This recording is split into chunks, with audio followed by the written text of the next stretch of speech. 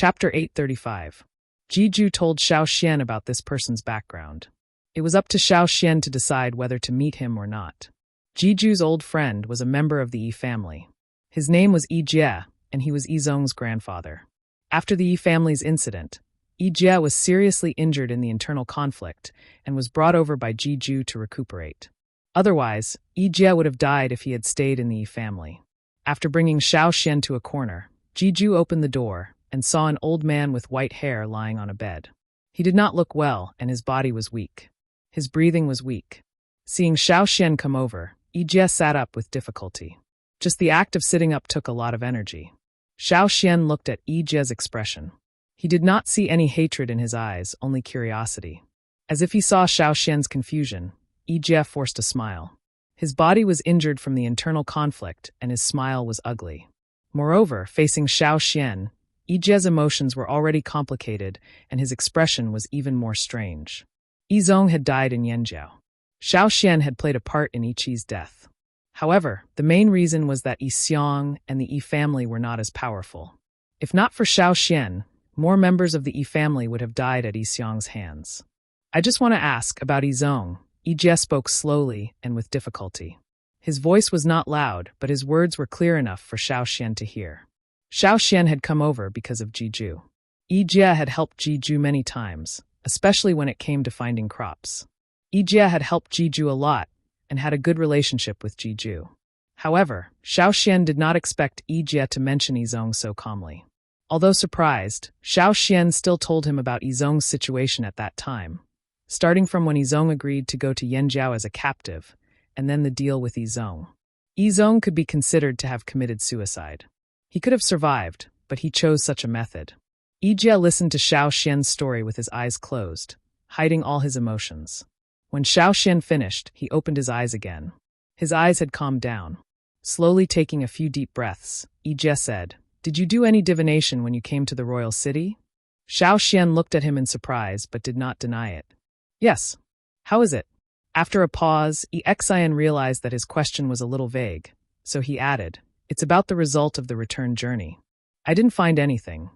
Did the divination fail? Or, did it succeed but there was no result?" Yi Jie asked again. "The latter. Even if the knot was successfully knotted, the knot did not have any meaning. It was like gibberish." Now that the power of divination had increased greatly, Xiao Xian could even divine Robber Seven's location, but he could not divine anything about the return journey. Xiao Xian had been wondering about this for a long time. He also felt that something was amiss, but he could not find the answer. Before they came, the knot did not reveal any danger beyond their ability, but now, the return journey was getting closer and closer, and the results were still the same. This was different from Xiao Xian's intuition. Xiao Xian's intuition told him that there was danger, and between intuition and knots, he trusted his intuition more. His intuition helped him avoid all the life-threatening dangers he had experienced since he was young. Divination was a skill he learned from other tribes, and the Yi family was better at it than he was. This was also why Xiao Xian did not want to stay in the royal city for long. His original plan was to let the people of the Flaming River Valley take a good look at the royal city. It would be beneficial for the development of the Flaming River Valley in the future. Since he was ambitious, his vision could not be limited to this small place. Only by recognizing himself could he go further. Overestimating himself would only lead to faster destruction. However, after coming here, the increasing uneasiness made Xiao Xian change his mind. During the banquet, he told Gigu and the others to return straight away instead of taking them to see the famous golden grain fields. He wanted them to go back and prepare. They might have to leave early. The unknown is the most dangerous. Be careful on this trip. Yi Jie stared into Xiao Xian's eyes, emphasizing every word. Only the Yi family can change the results of the divination.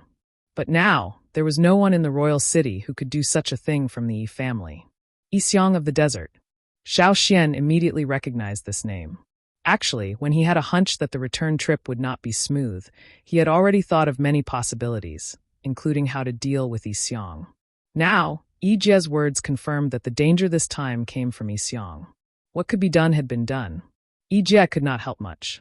He did not find anything useful either, but as a member of the main branch of the Yi family, he knew more. He knew that someone might be deliberately interfering with the divination. That child is called Isu? Good, very good. Ijie had tears in his eyes, but he did not say anything else. Knowing that Isu was living well in Yanjiao was enough. It was not that he was satisfied, but because he was a member of the Yi family. Even if he could not perform a divination now, he could deduce more based on Xiao Xian's words. Without asking, he could deduce Isu's current situation. Thus, the purpose of this meeting would be accomplished. Xiao Xian knew that Ijie had said everything he wanted to say to him, mainly because of Isu. Xiao Xian did not stay long. He planned to return to Yanjiao that very night to check on the situation. Jiju did not force him. He sent someone to escort him into the city. The city gates were already closed. Without Jiju's escort, Xiao Xian might not be able to enter easily.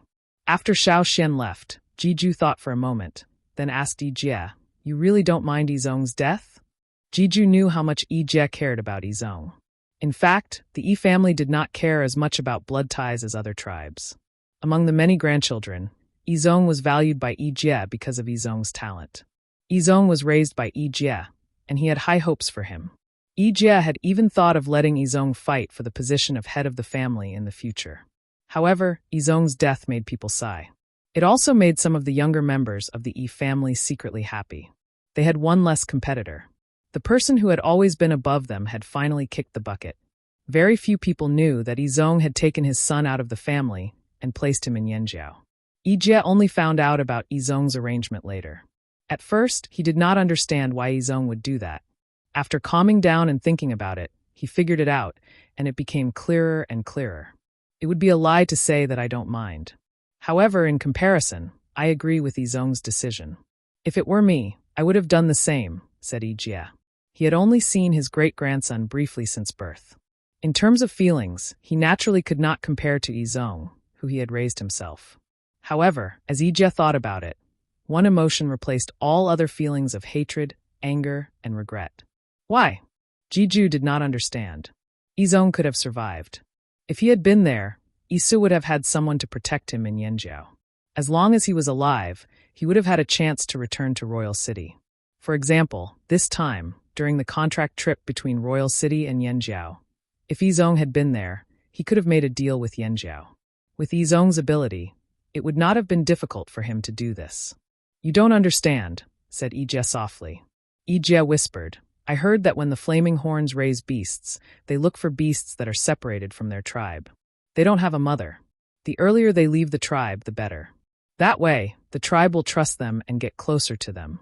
This analogy, Jiju thought to himself, who would compare their great-grandson to an animal. Ijie did not think much of it. As long as he could use the simplest way to make Jiju understand the reason, it was fine. After drinking a bowl of medicine, Ijie said, You know how talented Yizong is. When the late king sent troops to kill Yanjiao, Yizong followed. When he came back, he encountered a bottleneck.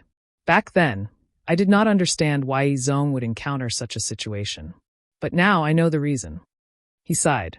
It was unclear whether he felt pity for Yizong or regret.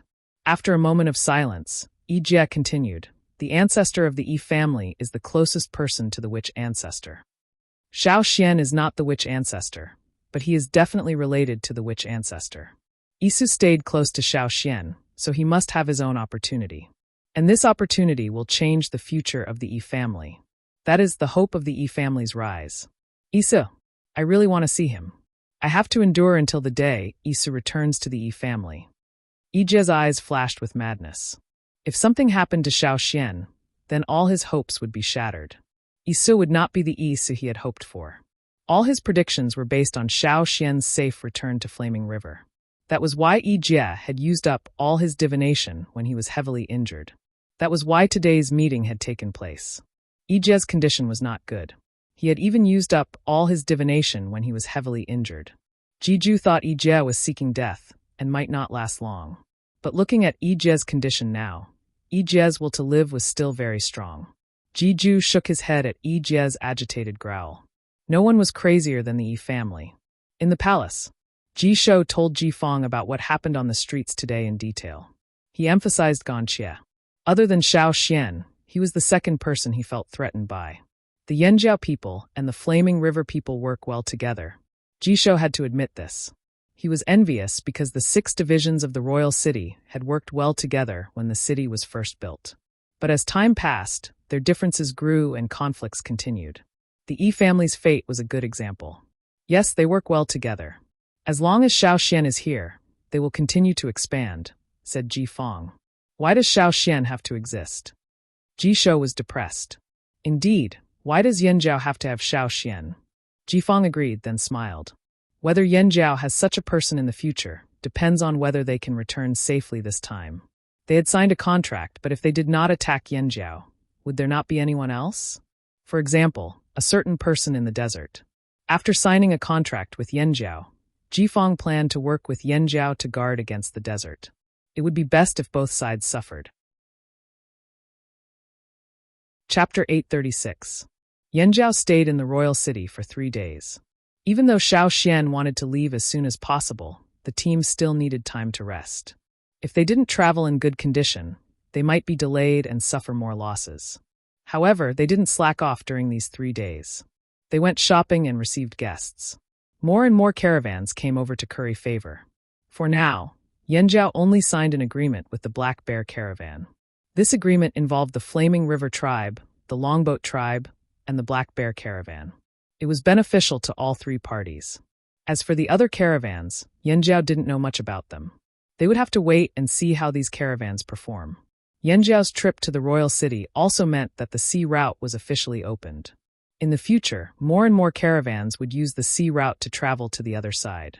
Other than the chaos on the streets that day, many people in the royal city welcomed the tribesmen from the Flaming River tribe. This was because the tribesmen had a lot of good goods.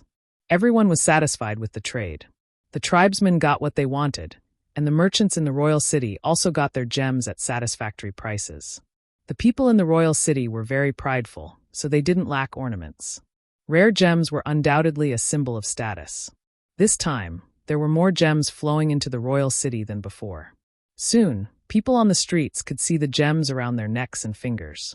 It was as if they had become rich overnight. The tribesmen were also very satisfied with the rewards they received from this trip.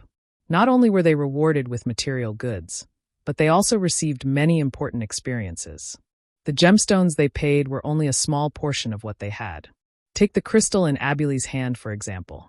In the drumming tribe, a crystal like that wasn't much, but it was able to cause a stir here, just like how metal weapons shocked the tribe back then.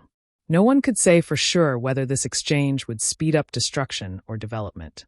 Who was smart and who was stupid? Who would gain the most benefits? No one could say for sure. Time would prove everything. 3 days later, the Flaming River tribe's team left the royal city.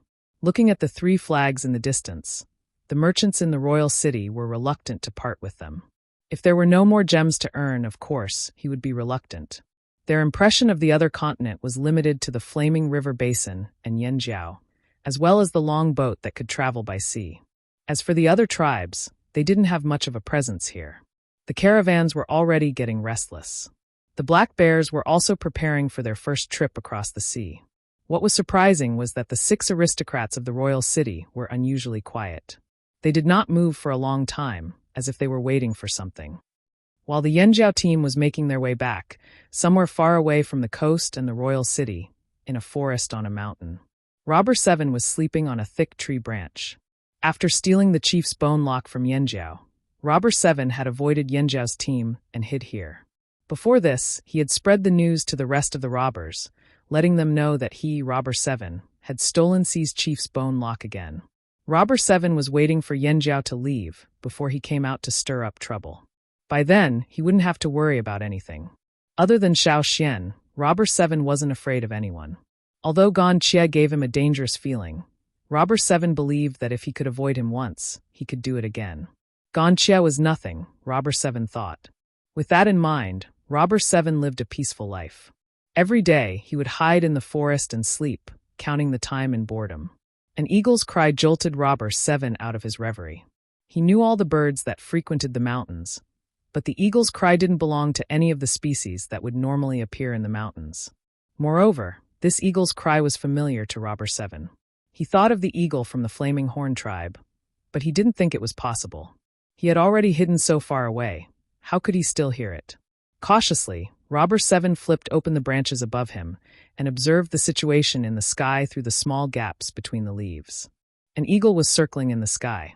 The other birds on the mountain avoided it, and the wild beasts hid as well, afraid of being targeted. Against a high-level predator, they could only hide to save their lives. The surroundings quieted down, with only the occasional echo of the eagle's cry. The eagle in the sky flew lower. It was much larger than an ordinary eagle, and with the pattern of its feathers and the cry, Robber 7 no longer held on to any hope. It's really that eagle. Why is it here? If this eagle is here, then where is Xiao Xian? Is Xiao Xian here too? Robber 7 panicked. He could feel his bones aching all over. He didn't dare to imagine what would happen if he was caught again. The last time he escaped, it was because Si appeared with his men and held Xiao Xian back. This time, no one else came to distract him. Was he in for it? Soon enough, Robber 7 realized that there was no one else on the eagle's back. But that didn't mean that no one else would appear. Robber 7 didn't dare to move. He quickly treated himself as a tree rooted in the forest, blending in with the surroundings. He didn't even notice the bug bite. His eyes were fixed on the sky, and at the same time, he paid attention to any movements around him. The eagle in the sky circled around the mountain. After a few more rounds, Robber 7 saw that the eagle in the sky had dropped something on the ground. It fell into the forest. Robber 7 looked at the eagle in the sky again. It didn't fly down to the ground to investigate. Instead, it circled around and left. Robber 7 waited patiently for half a day, but he didn't notice any other movements. Moreover, the surroundings were starting to regain their vitality. The birds and beasts that were hiding were starting to come out. The eagle had left, and there weren't any strangers or beasts nearby. Robber 7 didn't notice anything. When the sun was about to set, Robber 7 couldn't hold back his curiosity. He carefully crept towards the place where the object fell. Finally, he found it on a tree. It was a bamboo tube with 2 words written on it, Robber 7. When he saw the 2 words, Robber 7's heart skipped a beat. His instincts told him that it wasn't anything good. But he was even more curious. Why would the eagle drop this bamboo tube here? Was it a coincidence, or was it intentional? After some hesitation, Robber 7 couldn't hold back his curiosity. He went over to the tree and took down the bamboo tube. He twisted it open. Inside the bamboo tube was a scroll made of animal skin. There were words written on it. Robber 7 was like a statue. His body was stiff as he stared at the words on the scroll. The more he looked, the paler his face became. It was as if he was frightened, and as if he was discouraged. Bam! Robber 7 slammed the scroll on the ground. His face turned from pale to red as he panted heavily. The words on the scroll were written by Xiao Xian. He wanted Robber 7 to deliver the item to Yanjiao himself. It didn't say what would happen if Robber 7 didn't do it. But the more Robber 7 thought about it, the more he felt lucky. No one in the robber clan knew of Robber 7's whereabouts, and no one from Bai could find him no matter how hard they tried. However, the eagle had left a scroll here. It was just an ordinary scroll, but to Robber 7, it was like a bomb. He couldn't recover from it for a few days. Regardless of Robber 7's decision after receiving the scroll, Yanjiao's team continued with their original plan. Unlike when they came, the cities they passed by on their way back were no longer on full alert. They even opened their gates to welcome them. They hoped that Yanjiao's team could stay in their cities for a long time. Some caravans that didn't make it to the royal city tried to approach Yanjiao to talk about cooperation. The news of the peace treaty had already spread to other cities. Then, the traveling teams would spread the news to even further places. A new situation was about to unfold. Some saw danger, while others saw opportunity. Whether or not they could seize it depended on their own abilities. The reputation of the Longboat tribe's fleet had already spread far and wide. Muefe had already received several requests for cooperation. Thinking back to the time when he brought his team here, they were ostracized by many parties, and it was difficult for them to move forward. Now the tables had turned. As long as the longboats did not court death, they would prosper soon. After the team returned to the place where they disembarked, they waited for a few days for Cha-Cha to return. This time, the people of the Longboat tribe and the other tribes were relaxed. Their ambitions were also growing. If the gap between the two sides was too big, they wouldn't have the courage to think about surpassing the other side. But now, they realized that the other side wasn't as scary as the rumors said. But soon, they noticed that the people of Yanjiao were unusually quiet. Ever since they left the royal city, they had been on high alert. They were even more alert than before. Did something happen? Mu Fei asked, remembering that Xiao Xian had the ability to perform divination. I don't know, but it's better to be cautious, Gigu replied. Xiao Xian stood alone at the bow of the ship, looking at the boundless sea in front of him. They were already far away from the mainland. They couldn't see the mainland, but the feeling of uneasiness was getting stronger. Something was definitely about to happen. The knots were the same as before. The knots were meaningless. Xiao Xian didn't expect to use it to perform divination. He just quietly sensed his surroundings. The weather was good today. The sky was clear and blue. Only where the sea met the sky were there some shadows of white clouds. The wind wasn't strong. Before they went out to sea, the people of the longboat had said that there would be continuous good weather. There wouldn't be any storms for a while, but the weather at sea was ever-changing. They still had to be careful. Until now, Xiao Xian hadn't heard from the people of the longboat tribe that there was going to be a storm. There were some slight changes in the sea current, but the people of the longboat said it wasn't a big problem. Then what was the hidden danger? Xiao Xian stared into the distance, lost in thought. Suddenly, a huge shadow rushed over. He couldn't see its face clearly, but its huge size was enough to shock Xiao Xian. It was similar to the giant crocodile Xiao Xian had seen before. It was comparable to the largest giant eagles at Eagle Mountain. Not to mention the largest ship in the fleet. Even the combined size of the entire fleet couldn't compare to this thing. Formless pressure and killing intent, like a sudden tsunami, rushed directly at him. Xiao Xian took a deep breath. When he looked again, he found that the sea was still calm. There was only the sound of laughter and the sound of the waves hitting the ship. But Xiao Xian knew that it wasn't an illusion. It was an omen. It's coming, Xiao Xian said in a low voice. What? Mu Fei, who came to find Xiao Xian, heard this and hurriedly took out a telescope to look at the sea. He didn't find anything suspicious. The weather was also within their expectations, so he didn't understand what Xiao Xian meant by it's coming. What's coming? Gigu and the others also hurried over. They knew that Xiao Xian wouldn't say this for no reason. Since Xiao Xian said it's coming, something must be happening, and it couldn't be good. What's the plan? Gigu asked. I'll lure him away. You guys go first. Xiao Xian said, his target is me. We can't fight him head-on on the sea. You won't win either. I'll lure him away. You guys continue with the original plan.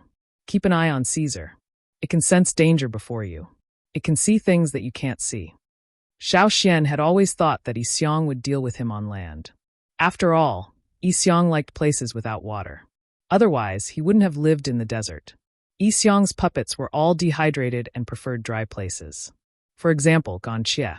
Even though he had changed a lot of his habits, he still didn't like places with water. He didn't like to leave the cabin when he was at sea. The corpse-like puppets in the desert should be the same. Xiao Xian had been on guard when they were heading to the royal city. He had also made preparations on the way from the royal city to the coast. But in the end, they met at sea. There were too many restrictions on the sea. With Yixiong's abilities, even if they won, they would suffer great losses. Besides, with others around, Xiao Xian's hands would be tied. In that case, it was better for him to lure Yixiong away and let the fleet return first. Xiao Xian leaped onto the eagle's back and reminded Gigu and Mu Fei, be careful in the sea. You don't have to be wary of people. Xiao Xian rode the eagle into the air. He had to choose a direction, but he couldn't just pick it randomly. Which direction should they fly? At times like this, Xiao Xian trusted his instincts more. That way, fly higher, Xiao Xian said to Cha-Cha. Gigu and the others saw Xiao Xian leave on the eagle. That direction. Is he going to settle it on land? Mu Fei said. The further they went in that direction, the closer the two continents were to each other. The place closest to each other was the place where Rock Hill City and the nobles fought a long war. When Gui heard Mu Fei's words, he agreed. There were too many restrictions on the sea. On land, even in the desert, it was better than in the sea. But reality was not what they thought it was. When Xiao Xian made his choice, his first thought was not Mu Fei's guess. He felt that there was a chance of survival there. It was a gut feeling. Secondly, Xiao Xian thought of all sorts of ways to deal with Yixiong. It would be best if they could get on land earlier. To the desert or somewhere else. Chapter 837. As soon as Xiao Xian left, Gigu, Mu Fei, and the others were still discussing what kind of danger they might encounter when they heard Caesar growling. He looked very anxious. as if he felt that some kind of danger was approaching. Thinking of what Xiao Xian said before he left, they stopped discussing and hurriedly paid attention to the situation around them. Caesar's reaction meant that he had discovered something. "Caesar, what's the matter?" Gigu observed Caesar's every movement. He noticed that Caesar was growling anxiously, sometimes facing the sea, sometimes looking down. When he was facing the sea, he didn't have a fixed direction, but he was growling down. Does this mean that there's something under the ship or in the sea? Xiao Xian had warned them that they didn't necessarily have to be on guard against people. Then could it be a sea beast? Mu Fa blew the emergency alert whistle, and the atmosphere in the fleet suddenly became tense. Caesar's growling grew louder and more anxious, as if he was afraid of something. When they were hunting in the forest, Caesar didn't show any signs of fear, even when he encountered some ferocious beasts that were difficult to deal with. But now Gui He and the others' hearts sank. They were afraid that the trouble was bigger than they thought. Mu Fa took out his binoculars and observed the surrounding sea. He didn't see anything that could pose a threat to them, but, twitching his nose, Mu Fa asked, "Do you guys smell something?" "It's a little stinky," Gigu said. Previously, he thought it was an illusion, or maybe it was because someone in the fleet didn't clean up after killing the fish. But now, the stench was getting stronger and stronger. It was obviously different from the food debris on the ship. The smell was pungent. "It smells like rotten fish," a warrior of the longboat tribe said, looking at the net in his hand that he had just pulled up. Just now, he and a few others worked together to cast the net to catch fish. Now, they didn't catch many fish, but they found a lot of strange fragments. "What's that?" Mu Fa frowned and went over to look at the things in the net. "I don't know." The warrior who was pulling the net took a whiff and leaned back with a twisted face. "It stinks." To people who were not used to the stench, the smell was disgusting. The people on the long boat could still bear it, but the others couldn't. "What the hell is this? Hurry up and throw it away," someone said while pinching his nose. The soldiers pulling the net were about to throw the smelly pieces into the sea, but Mu Fa stopped them. When they were sailing, they would sometimes face a shortage of food, but even if they were hungry, they would not eat the dead fish in the sea. After eating some of the dead fish, with their physique as totem warriors, they could still bear it. But some fish, when rotting, would produce a terrible stench, and at the same time, it was highly toxic. Even powerful totem warriors could not resist it. However, their understanding of the sea was limited. They could not tell which fish were edible and which were not. But after so many voyages, they found that most of the fish were inedible. So, in the fleet, Mu Fa simply did not let anyone touch the rotting fish. Now, in front of them, these rotting pieces of meat that were pulled up by the net should have fallen from some kind of sea beast in the sea. It should be a big guy. Mu Fa held his breath and used a metal stick to poke at the pieces of meat. After observing, he came to a conclusion. There are dead sea beasts in the sea. "Chief, look." The warrior standing on the edge of the boat was shocked. "What?" Gigu strode to the edge of the boat and looked at the sea. He was also shocked. On the sea surface, there were many similar rotting pieces of meat floating up from the water. The surrounding area was shrouded in a strong stench. Not only them, but a large area on the sea surface was the same. Those rotting pieces of meat of different sizes rose and fell on the sea surface.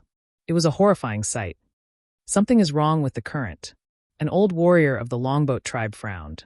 There was always a reason for all changes, but they couldn't find a suitable reason to explain this phenomenon. Observing the movement of these currents, they felt more like there was a huge object moving under the water. Fortunately, the place with the most rotting meat was not here, but a little further away. Caesar's low growl became more intense. The hair all over his body stood up like steel needles. The third eye in the middle of his forehead was wide open, but his pupils were contracted. This was a reaction when facing a stronger creature. Creak! The boat began to shake. Waves suddenly appeared on the sea surface. However, the wind at this time was not strong enough to cause such waves. "There's something under the sea. Be careful." The crew of the longboat tribe were busy controlling the boat. They were afraid that if they were not careful, they would be overturned by the waves. There were bigger waves in the distance. They rose and were broken by another current. The seawater was stirred up, and the stench became more pungent. But at this time, no one cared about it. They all stared nervously at the sea surface. Hua! The waves rose, and a huge broken tail broke the surface of the sea. It made a circle in the air, and then smashed into the sea again. The waves caused the fleet to shake violently. If it were not for the experienced crew of the longboat tribe controlling the boat, there would have been a boat overturned by the waves. They were so far away, and if they were closer, what kind of impact would they suffer? They did not dare to imagine. The stinky waves hit the boat, and there were pieces of rotting meat of different sizes in the waves. The deck was full of stinky seawater and the pieces of rotting meat that smashed over. In the distance, a huge figure broke the surface of the sea, and part of it was exposed. It turned in a circle, and then plunged back into the sea. They could not see its specific appearance, but the people of the fleet could clearly remember its huge size. Only a part of it was exposed, and it was already so huge. Then, how big was the whole sea beast? The most shocking thing was that there was more than one such sea beast. Farther away from the fleet, there were many other huge figures. What is that? Why are there so many sea beasts? I've never seen them on the sea before. Those sea beasts are a little strange, like. The longboat tribe member stammered as he looked at the sea. He was so shocked that he could not speak. Death Aura, Ganchia said as he looked at the sea. You mean? Mu-Fa looked at Ganchia in shock, waiting for an explanation. They're all dead, Ganchia said concisely. You mean none of those huge sea beasts were alive? Some people did not understand. If they were dead, why could they still move? But on second thought, there were many puppets made from corpses in the desert. But what they did not understand was that there were only a few of them. But now there were huge sea beasts on the sea. They could even control dead sea beasts. It was a sunny day, but everyone felt a chill run down their spine. It was as if a bucket of ice water had been poured over their heads. If all the sea beasts that appeared in the distance were to attack them, would they still be able to survive? This was the sea. Look, they're leaving. Someone shouted excitedly. The others also looked over when they heard the voice. They discovered that the sea beasts that had stirred up the sea surface and had yet to reveal themselves were indeed moving away from them. But that's the direction Xiao Xian left. Mu-Fa exclaimed. So this is the trouble Xiao Xian mentioned? Their target should be Xiao Xian, said the Mang tribesman. If Xiao Xian had not left and was still on the ship, would those sea beasts have attacked their fleet? If those sea beasts had really attacked the fleet, what were their chances of survival? Mu-Fa did not dare to think about it. The result would have been disappointing. On the other hand, after Xiao Xian left the fleet, he noticed that there were rotting beast carcasses on the sea.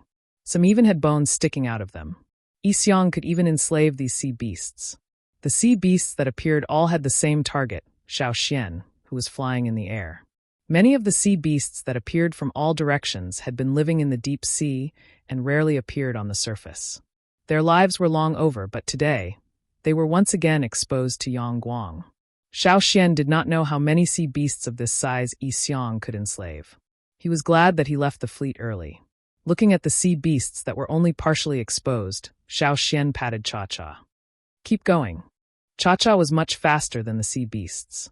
Xiao Xian didn't know how fast the sea beasts were when they were alive, but now, the enslaved sea beasts were far slower than Cha-Cha. The beast horde was gradually left behind. Xiao Xian continued to fly according to his original plan. He could first find a safe place to hide from this attack. However, even if he avoided this attack, there would be a next time, and a time after that. Xiao Xian had a feeling that if he avoided Yixiang's attack this time, he would have to pay a greater price the next time. Since he could not avoid it, he had to face it head-on. Chapter 838. On the shore, the mountains were replaced by sand. Past the tall barrier, the greenery disappeared. The sandy soil was filled with the smell of death. Even near the sea, the air was drier than anywhere else. This was the climate here. Past this area, they would enter a true desert. Xiao Xian had planned to enter land. Whether it was the mountains or the desert, it was better than not being able to rest on the sea. But just as he sent Cha-Cha in that direction, Xiao Xian sensed more danger. It was not safe on land. In the distance, densely packed dots rose into the air. They gathered together like a huge dark cloud, bearing down on Xiao Xian. A flock of birds. It was coming from the flock of birds, and there was an obvious smell of death. Puppets. They came prepared. Xiao Xian did not expect Yixiang to be able to control so many birds. The dried corpses in the desert aside, even the giant sea monsters in the deep sea had been turned into puppets. Now, even the flock of birds were puppets. Xiao Xian did not know how many birds Yixiong could control, or what was waiting for him ahead. But at least for now, he knew that flying towards land was not a wise choice. Yixiong had set up a huge net to trap Xiao Xian on land, trapping him at sea. Head for land. There must be more danger waiting there. The flock of birds was not the only thing hiding there. Xiao Xian's instincts told him so. Xiao Xian had an advantage on land. But in his current situation, heading for land was not a wise choice. Further ahead was the desert. The desert was even more advantageous to Yixiong. Retreat? Back to the mountains? That was not a good idea either. Was he really going to be forced to the sea? Looking at the figures still following him, Xiao Xian slapped Cha-Cha. Keep going. Xiao Xian didn't know what he would encounter if he continued to move forward, but he could feel that he had the best chance of survival. The yellow of the desert and the blue of the ocean were distinct. From time to time, one could see half-masked men in tattered clothes hurrying around. They were not from Rock Hill City, but from the scattered desert bandits that were active at the border of the desert. Further ahead, there were no longer any figures of those people. Instead, there were some stone houses built along the coastline.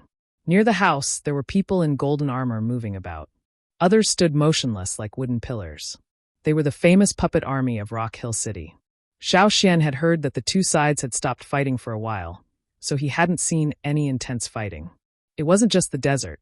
Xiao Xian could also see the coastline of the other continent. In this direction, the further one flew from the sea, the closer the two continents were to each other. However, many people would rather travel by sea than pass this area because of the fighting. Even during the ceasefire, any suspicious person would be mercilessly attacked by both sides. The royal city's army obeyed orders to the death. They would rather kill an unknown person than let them go. The desert's army was even crueler than the royal cities. The closer the two continents were to each other, the more people from Rock Hill City and the army stationed along the coastline. At the closest point, both sides could clearly see each other's movements. When Xiao Xian passed by in the air, he naturally attracted the attention of both sides. A team of archers appeared on both sides, watching Xiao Xian cautiously. If it wasn't for the fact that the eagle was flying too high, they would have drawn their bows the moment they saw him. Should we send someone to take a look? In the army, a man with a bow asked the leader. They sometimes encountered such situations.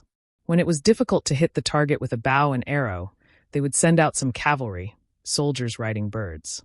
They also had teams that could fly. However, the leader only stared at the sea with a serious expression. He didn't answer, nor did he look at the figure flying in the air. The leader didn't say anything, and the people below didn't dare to act on their own. They all waited quietly for orders. The people who had been observing the leader noticed that his expression was changing. At first, it was just a cautious and serious look, but then it became a little doubtful. Soon, his eyes were full of surprise. His face quickly turned pale, as if he had seen something terrible. Retreat! The leader used all his strength to roar. The archers were so frightened that their hands trembled, and they shot a few arrows. However, no one cared about that. The leaders retreated first. At that speed, it was as if they would lose their lives if they were one step slower. On the other side of the shore, on the other side of the desert, a dense crowd of people had already started moving before the leader of this side had given the order. Everyone was retreating in the direction away from the shore, leaving not a single person behind. They had completely retreated. Some people who didn't know what was going on wanted to ask what happened, but when they saw the sea in the distance, they were so scared that their hair stood on end. "Look, what is that?" Someone asked in a trembling voice. "Sea beasts. Sea beasts. Why are there so many sea beasts coming? Don't look, run." Whoosh! Waves many times higher than the walls of the royal city rose and slapped at the people on the shore who didn't have time to evacuate. Huge figures broke through the waves and leaped out. Rotten flesh mixed with the fishy smell of the sea water and was slapped ashore. The barracks built on the shore were washed away by the water. Those that didn't collapse were crushed by the giant sea beasts when they jumped ashore. Many people thought that these deep-sea giant beasts would be stranded once they came ashore. However, when they saw the giant beasts moving their developed pectoral fins and caudal fins, they were all dumbfounded. There were also many fish that didn't look like ordinary fish. They were covered in scales and had thick, hard skin and claws. They were more similar to lizards and crocodiles, but their bodies were flatter. These giant beasts moved faster on land than other sea beasts with fins and caudal fins. Everywhere they passed, the barracks were razed. What scared them even more was that none of these giant beasts were alive. They were just like the puppet army in the desert that should have been dead. Other than retreating, they didn't know what to do. In front of such giant beasts, he didn't even have the courage to draw his sword. A bird that was shot down by someone landed on the ground and flapped. A soldier waved his sword and cut off the bird's wings. The wingless bird continued flapping, as if it couldn't feel the pain. Its gray eyes and the aura of death proved that it wasn't a living creature. However, it could still move. If its wings hadn't been cut off, it would have flown up long ago, even if it had been shot by an arrow. Shah! Desert! It's the people from the desert. Their voices were filled with fear.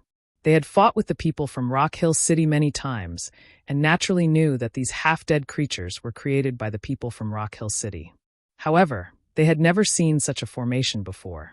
Even if they had seen some puppet beasts, they were never at this level.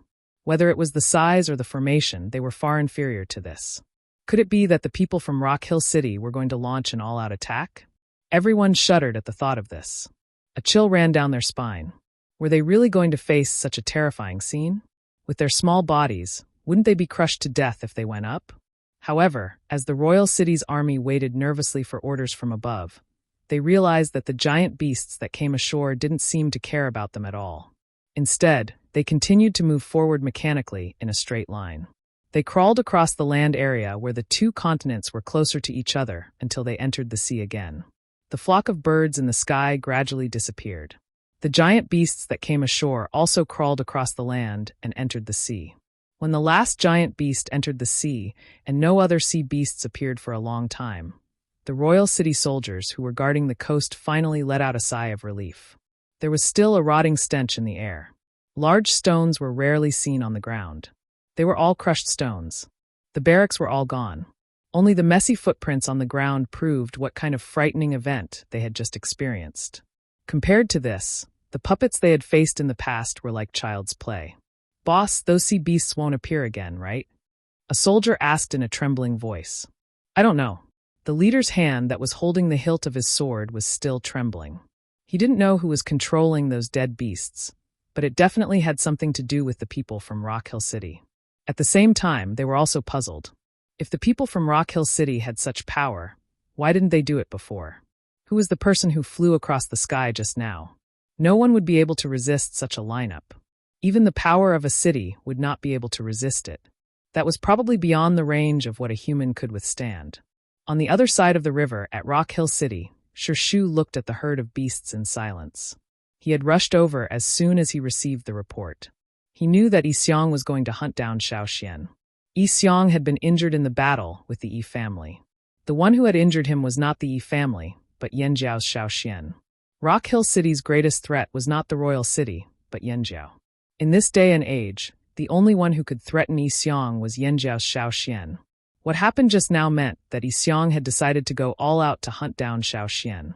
There were many ways to get rid of a threat: direct, indirect, direct, or indirect. If Shu wanted to get rid of someone who threatened his position, he would choose indirect or indirect methods. But Yi Xiong was different. Whether it was the Yi family or Xian, Yi Xiong's choice was always direct and direct. At most, he would play a few tricks, such as forcing Xian out of hiding. However, for the Yi family, direct confrontations like this in the real world were extremely taxing and draining. Yi Xiong had paid a heavy price to survive until now. He would not have spent so much effort unless it was something really important. Even the war between Rock Hill City and the 6 tribes was not something that Yi Xiong cared about as much as others thought. This was why Yi Xiong had never done anything like this before. However, Shu was confident that with Yi Xiong's abilities, if he set his mind to something, he would definitely succeed. The Yi family was an example. Once Yi Xiong killed Xian, Yanjiao would no longer be a threat. Even if Yanjiao allied with Royal City in the future, Rock Hill City would have nothing to fear. There were still tens of thousands of puppets waiting to be enslaved in the underground palace. Yi Xiong did not need to do it himself, as Rock Hill City had already trained a group of shamans who could control the puppets. Shu thought to himself that once Xian was taken care of, he would send someone out of the desert. Rock Hill City's reputation should not be limited to the desert. Xian did not know what Royal City's coastal garrison and Rock Hill City's people were thinking. He was only following his instincts. He had no idea what was waiting for him ahead. He was like a hunted prey. He would only know how to escape if he kept moving forward. Ahead was an endless ocean. To everyone's surprise, Xiaoxian did not go ashore or seek help elsewhere. Instead, he kept moving forward. Chapter 839. They had already passed the point where the two continents were closest to each other. If they continued forward, the two continents' coasts would start to separate, and the sea would become even wider. It was a place Xiaoxian had never set foot in before. After flying day and night without rest, Cha-Cha was still able to continue even though she was tired.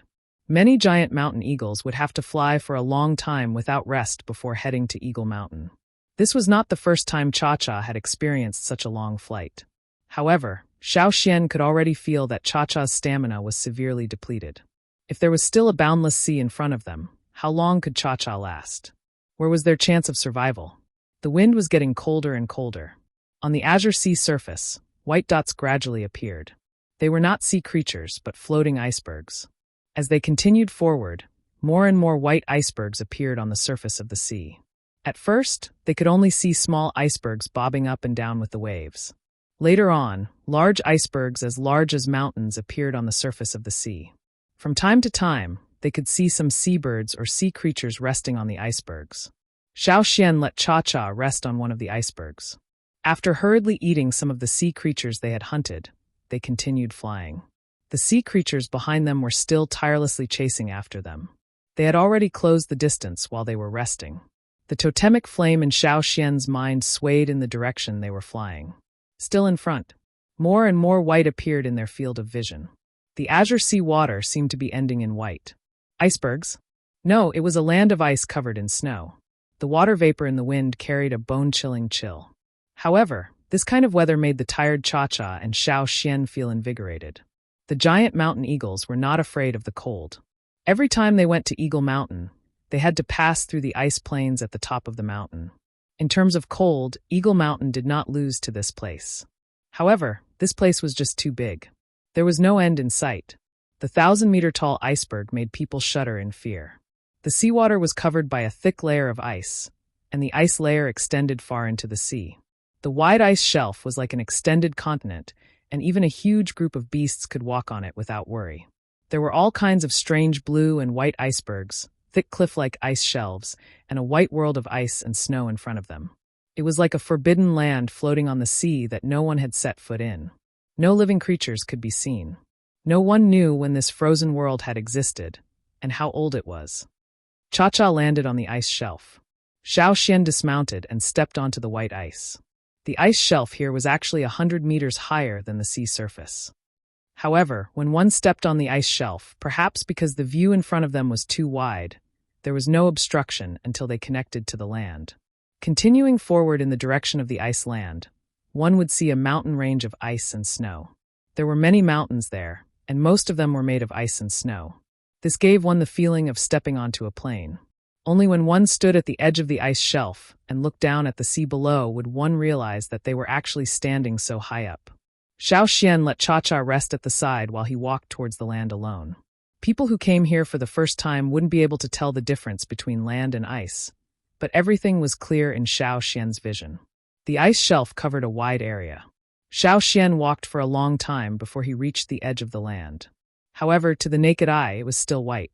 A few hundred meters away from Xiaoxian's path, a huge iceberg had broken off from the ice shelf, forming a blue waterway. There were many ice floes of different sizes on the waterway. The seductive blue of the sea and the majestic white of the snow made this world of ice and snow look even more mysterious and cold. However, Xiaoxian was not in the mood to look at the strangely shaped icebergs. He was focused on the snow-covered land in front of him and the mountain range that blocked his view. Step by step, he walked forward. Whoosh! The sound of the water rippling came from behind him. More sounds were coming closer. Xiaoxian did not need to look back to know that it was the puppet sea monsters under Yixiang's control. They were following him. The lifeless sea monsters swam over from the waterway, climbing up the ice shelf along the steep slope. Their sharp claws were nailed to the ice, creating a creaking sound. The sound of flapping wings and the sound of landing on the ice shelf overlapped, as if there was no pause in the hailstorm. Unknown seabirds were densely packed, like a dark cloud that covered the sky. The flock of birds dispersed, revealing a person in a sandy yellow cloak in the middle.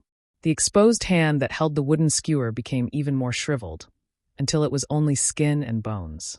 Behind the cloaked man, huge sea beasts climbed up from the edge of the ice shelf that was almost perpendicular to the sea surface like a cliff. Their huge beast claws stepped on the ice mountain. The sea beasts that should have lived in the warm sea were now completely unaware of the cold. When a few sea beasts were climbing up, the edge of the ice shelf cracked, and large pieces of ice fell into the sea along with the sea beasts. The cracked ice became icebergs floating on the sea surface, and the sea beasts that fell into the sea continued to climb up. No matter how many times they fell, they continued to climb up like tireless machines.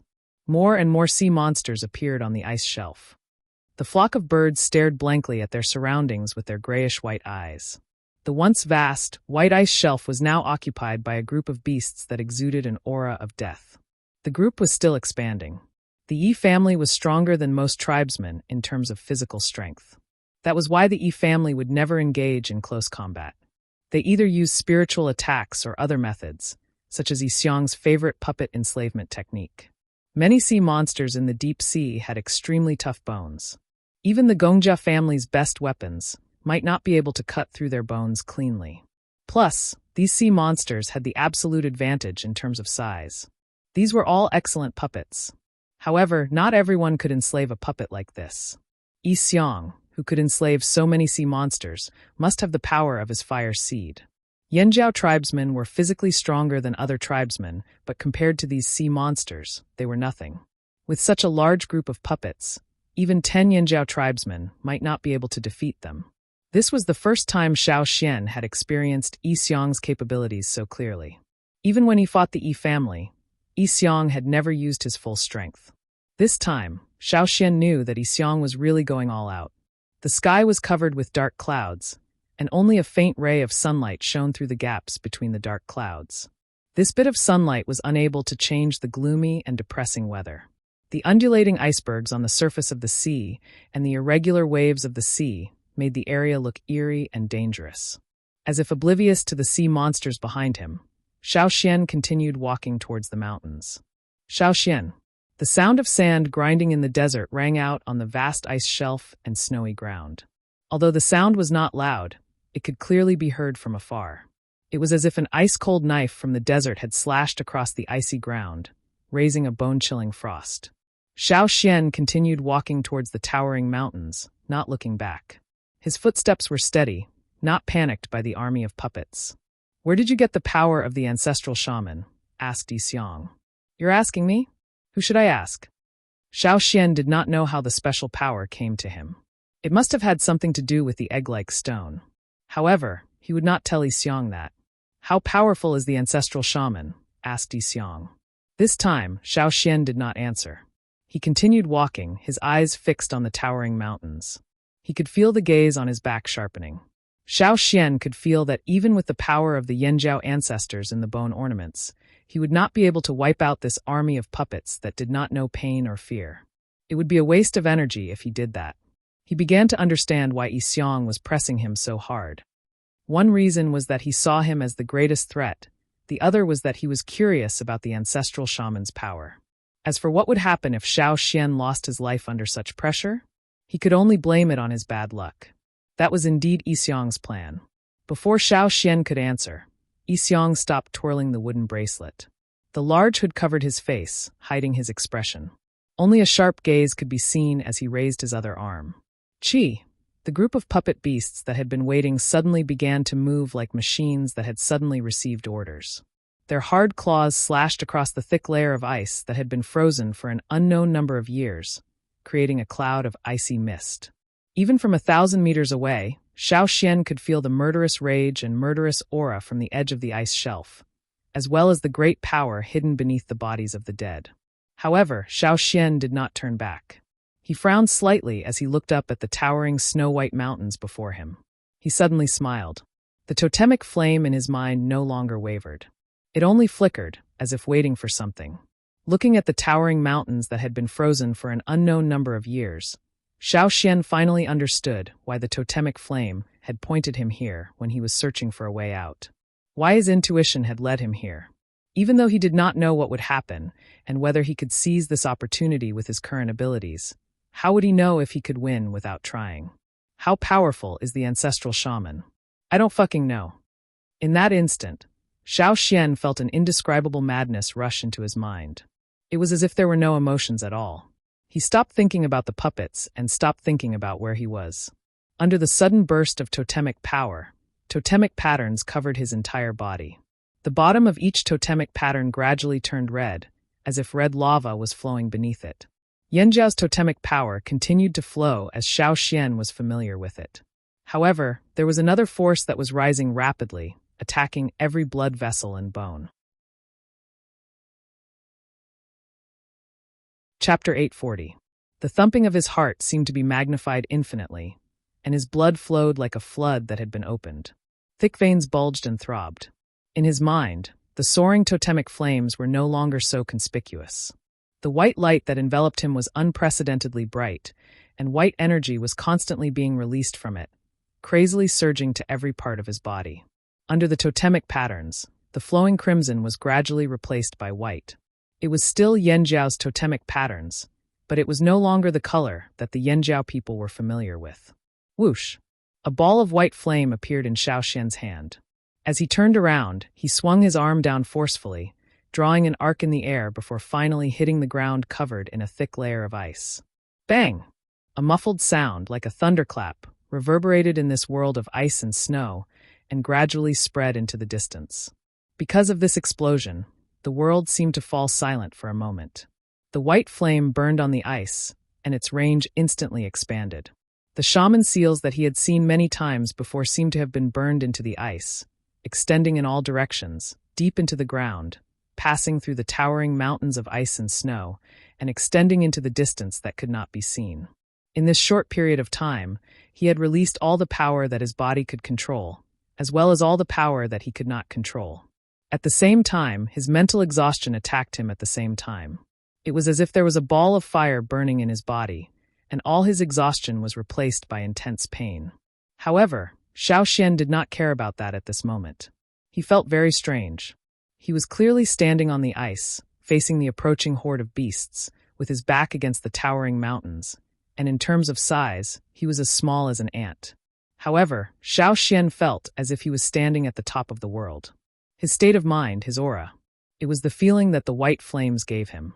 Raising his head, Xiao Xian looked at the horde of beasts charging towards him. At this moment, everything seemed to slow down in Xiao Xian's eyes.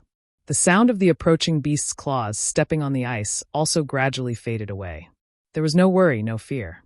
Under his calm face, Xiao Xian flashed a look of anticipation that even he did not notice. He could feel the power of the white flames seeping into the land of ice and snow. Beneath his feet, the mountain behind him, and even further away, it covered a wider and wider area. In this world of ice and snow, there seemed to be an enormous and cold murderous aura awakening and brewing. Xiao Xian looked in Yixiang's direction.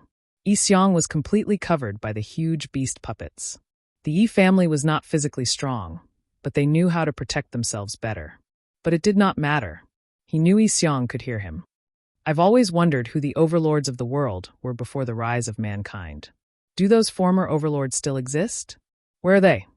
Xiao Xian's calm voice was not loud, but Yixiang heard it clearly. Yixiang was confused. The next moment, Yixiang's hand paused as he tightened his grip on the string. Ignoring Yixiang's reaction, Xiao Xian retracted his gaze and looked down at his feet. He lifted his front foot and stomped down. Ka ka ka. A crack appeared under Xiao Xian's feet. Like a fuse, the crack started under Xiao Xian's feet and spread outwards.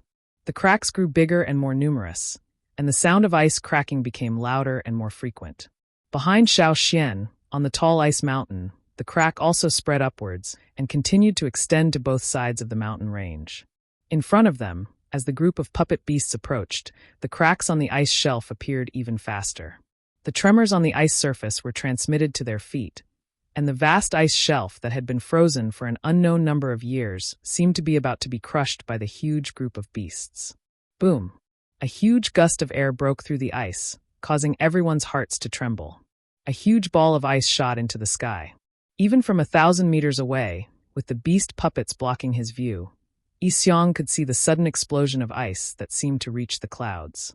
He could feel the terrifying power hidden within. Not far in front of Xiao Xian, where the beast puppets were about to reach, which was also the true border of the snowy land, the ice cracked. The violent tremors caused Xiao Xian's body to sway, but Xiao Xian ignored the cracking ice. His eyes glowed as he stared fixedly at the area where the huge ball of ice had erupted. This was his powerful counterattack against Yi Xiong's relentless pursuit. He had used all his strength in this attack, gathering all the power in his body and refining it. The power of Yan Jiao's fire seed supported his body, allowing him to use the power of the strange white flames in his body. The power of the white flames had already seeped deep into this uninhabited snowy land. This was no longer a battle between swords and sabers, but a clash of fire seeds.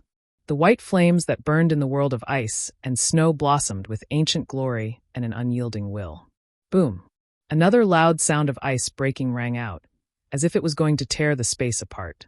Frost spewed out from the bottom of the ice like countless stars shooting into the sky, blurring the herd of beasts in front of them. A gigantic beast claw covered in tough leather armor broke through the thick layer of ice. A greenish-gray body with blurry stripes was gradually revealed as the beast claw moved. Boom, boom, boom. Similar scenes appeared one after another on the ice. Beasts as large as the sea beasts, never seen before in forests, oceans, deserts, and other places, broke through the ice one after another. The ice beneath Xiao Xian's feet cracked and bulged.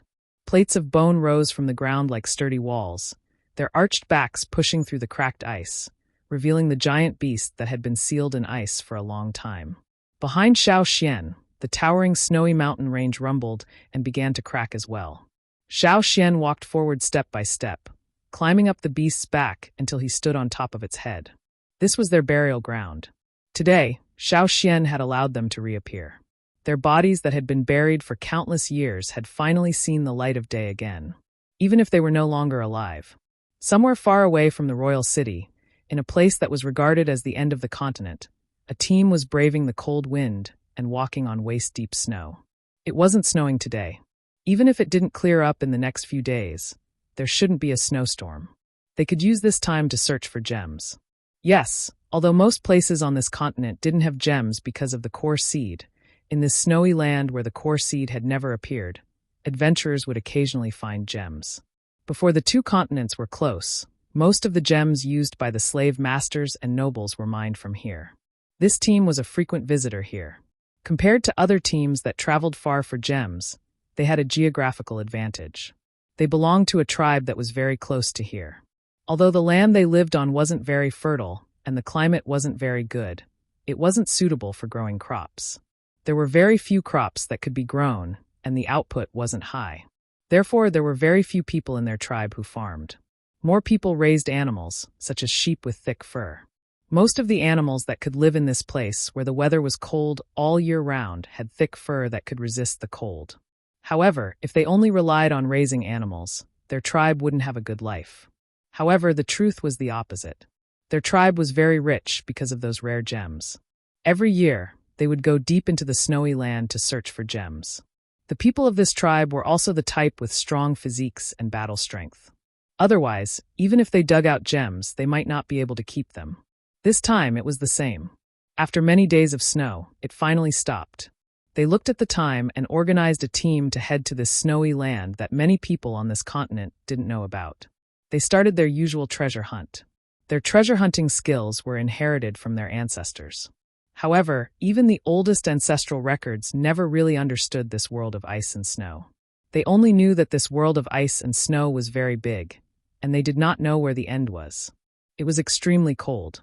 When the weather was bad, even the most powerful warriors in the tribe would not be able to come out safely if they did not enter the cave they dug to avoid the cold in time. This was a world where danger and opportunity coexisted. It was also a treasure land for their tribe to survive. Unfortunately, after the disaster, the two continents got closer. More and more gems flowed into this place. This made the value of the gems they found so hard to find depreciate. The people in the team had been cursing since they set off. I heard that the Yanjiao people signed a contract with the royal city and brought a lot of gems. Will the price of our gems fall again? Someone complained. Another person heard this and snorted. He spat into the snow beside him. Damn Yenja people. If I see them. What will you do if you see them? The person walking behind him joked. I heard that the Yenjiao people all look like ferocious beasts. So what if they look like ferocious beasts? What's wrong with you? The person behind him didn't wait for him to finish his sentence. But when he looked up, he found that the person walking in front of him was no longer as joking as before. His face was solemn, and his eyes were cautiously observing his surroundings. Every step he took on the snow was not casual, and there was a slight pause after each step. After all, strangers didn't understand them. However, as companions of the same tribe, they understood each other's meaning through each other's every movement and every look. The team instantly quieted down, and the leader didn't need to say much. He walked silently at the front of the team, but his speed was much slower, and his footsteps were lighter. Every hair on his exposed skin stood up like a needle, sensing the changes in his surroundings.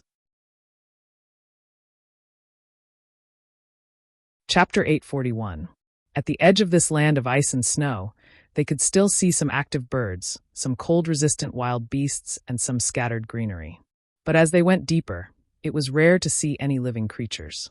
Usually, when they came out to hunt for treasures, they didn't have to pay attention to ferocious beasts, but the many dangerous places covered in snow. The surroundings were deathly silent, and after they lightened their footsteps, it seemed even more desolate. However, there was no sound, and they couldn't sense the existence of any living creatures other than them. Yet, there was a hair-raising force rapidly approaching, and they couldn't tell the specific direction. They could only roughly sense that the force came from deeper in this land of ice and snow. Even the dullest warrior couldn't help but shiver. What is this? Suddenly, there was a tremor under their feet, and it became more intense within a breath's time. There weren't any tall mountains around, so there was no need to guard against avalanches, and their field of vision was quite wide. There was no other abnormality, other than the constantly increasing tremor. From the initial faint tremor to their bodies swaying unsteadily, only a few breaths' time had passed, and they didn't have enough time to react at all. Escape? Where could they escape to? Suddenly, they heard some cracking sounds coming from under their feet. The ground is cracking. Run! The leader didn't hesitate anymore, and shouted for everyone to evacuate far away from this land of ice and snow. They had never encountered such a thing here. Even during the disaster, this place didn't have such a situation. Their tribe was on an island, and there were a few islands nearby. Across the strait, they could see the land where the noble slave masters' cities were located. During the disaster, although the ground trembled violently, it wasn't to the extent of cracking, and the only threat they had to face was a tsunami. At that time, there was a team that went out to hunt for treasures, and in the end, most of them returned safely. That was why they knew that this place where the gemstones were buried didn't have any cracks during the disaster. They had always thought that this place was a land of treasures, and it was intact during the disaster, and even had gemstones. But now they panicked. The dull cracking sounds were accompanied by rumbling tremors, so fast that they didn't know what to do. Boom!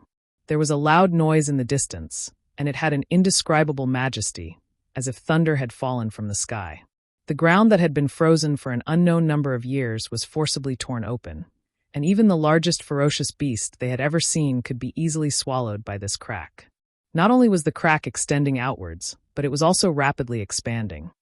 The ground cracked, and the snow that no one had stepped on, which was covered in snow and looked like silk from afar, also cracked. The layer of snow was shaken away, revealing the hard frozen ground below. A violent gust of wind swept up the snow on the ground, wreaking havoc from afar. Looking at the large pieces of cracked land, the people in the group only had fear in their hearts. What should he do in such a situation? They didn't know. He couldn't even run away. The road behind them was also covered in cracks. They didn't know where was safe. In this predicament, they could only rely on their instincts to hide behind rocks that were not much bigger than their houses. They watched as the wind swept the snowflakes, ice, and gravel away into the distance. The rumbling continued in their ears, and the violent tremors on the ground almost shattered their bones. They could no longer hear the other people's voices, and could only see their companions' mouths opening and closing in the wind and snow, as well as their pale faces due to extreme fear. The thick leather armor on their bodies and the heavy weapons in their hands couldn't bring them any comfort. Some of them even hugged their heads in despair and hid behind rocks, not caring if the rocks would be overturned with the cracks. The dark clouds in the sky seemed to be even heavier, and the ground was no longer as calm as before.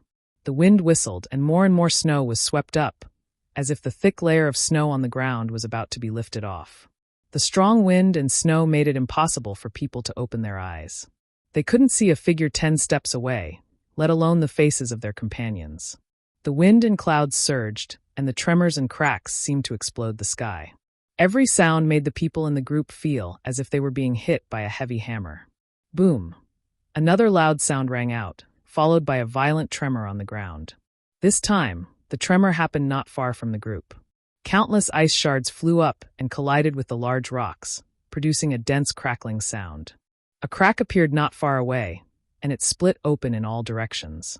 Many more cracks passed by them, and the wind seemed to be mixed with a chilling and unfamiliar aura, causing goosebumps to rise on their bodies. Bang!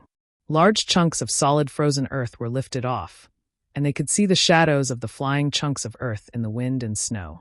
They flew over their heads, and they didn't know where they would land. Something was approaching, but they couldn't describe this strange tremor until there was a bang, and their feet were off the ground, and their legs were numb. When they landed on the ground again, they saw a huge foot stepping in front of them. The cracked and uneven ground was caved in by the foot. The wind was still blowing snow, and their vision was blurry. But because they were too close and the target was too big, they could see what was in front of them. This was especially true for the few people who were closest to it. The huge foot was almost right next to them, and they were only 2 steps away from it. It was the foot of a ferocious beast. It was covered in skin with a scale-like texture, and there were some irregular cracks on it. Some of the sharp and large toes were slightly bent downwards, hooking into the ground. If the toes were dug out, a person could easily lie in them. Looking up, they could see the rough shape of the powerful beast's leg, and the tail behind it that could swing boulders. Looking up, they couldn't see clearly because of the wind and snow. They could only see a blurry shadow, as if it was the shadow of a giant beast in the clouds. The leader's face was aghast, and he almost peed in his pants. The other members of the team kept their mouths shut, afraid that if they made a sound, the huge monster would notice them. Their teeth chattered uncontrollably. In front of such a huge monster, even the calmest treasure hunter among them couldn't calm down, and they couldn't think of resisting. In comparison, they were as weak as cubs. The ground cracked, and the mountains in the distance collapsed. Rocks rolled down, and the sound of falling earth could only serve as the background. Among them, some rhythmic footsteps gradually became the main melody. Bang! Bang! Bang!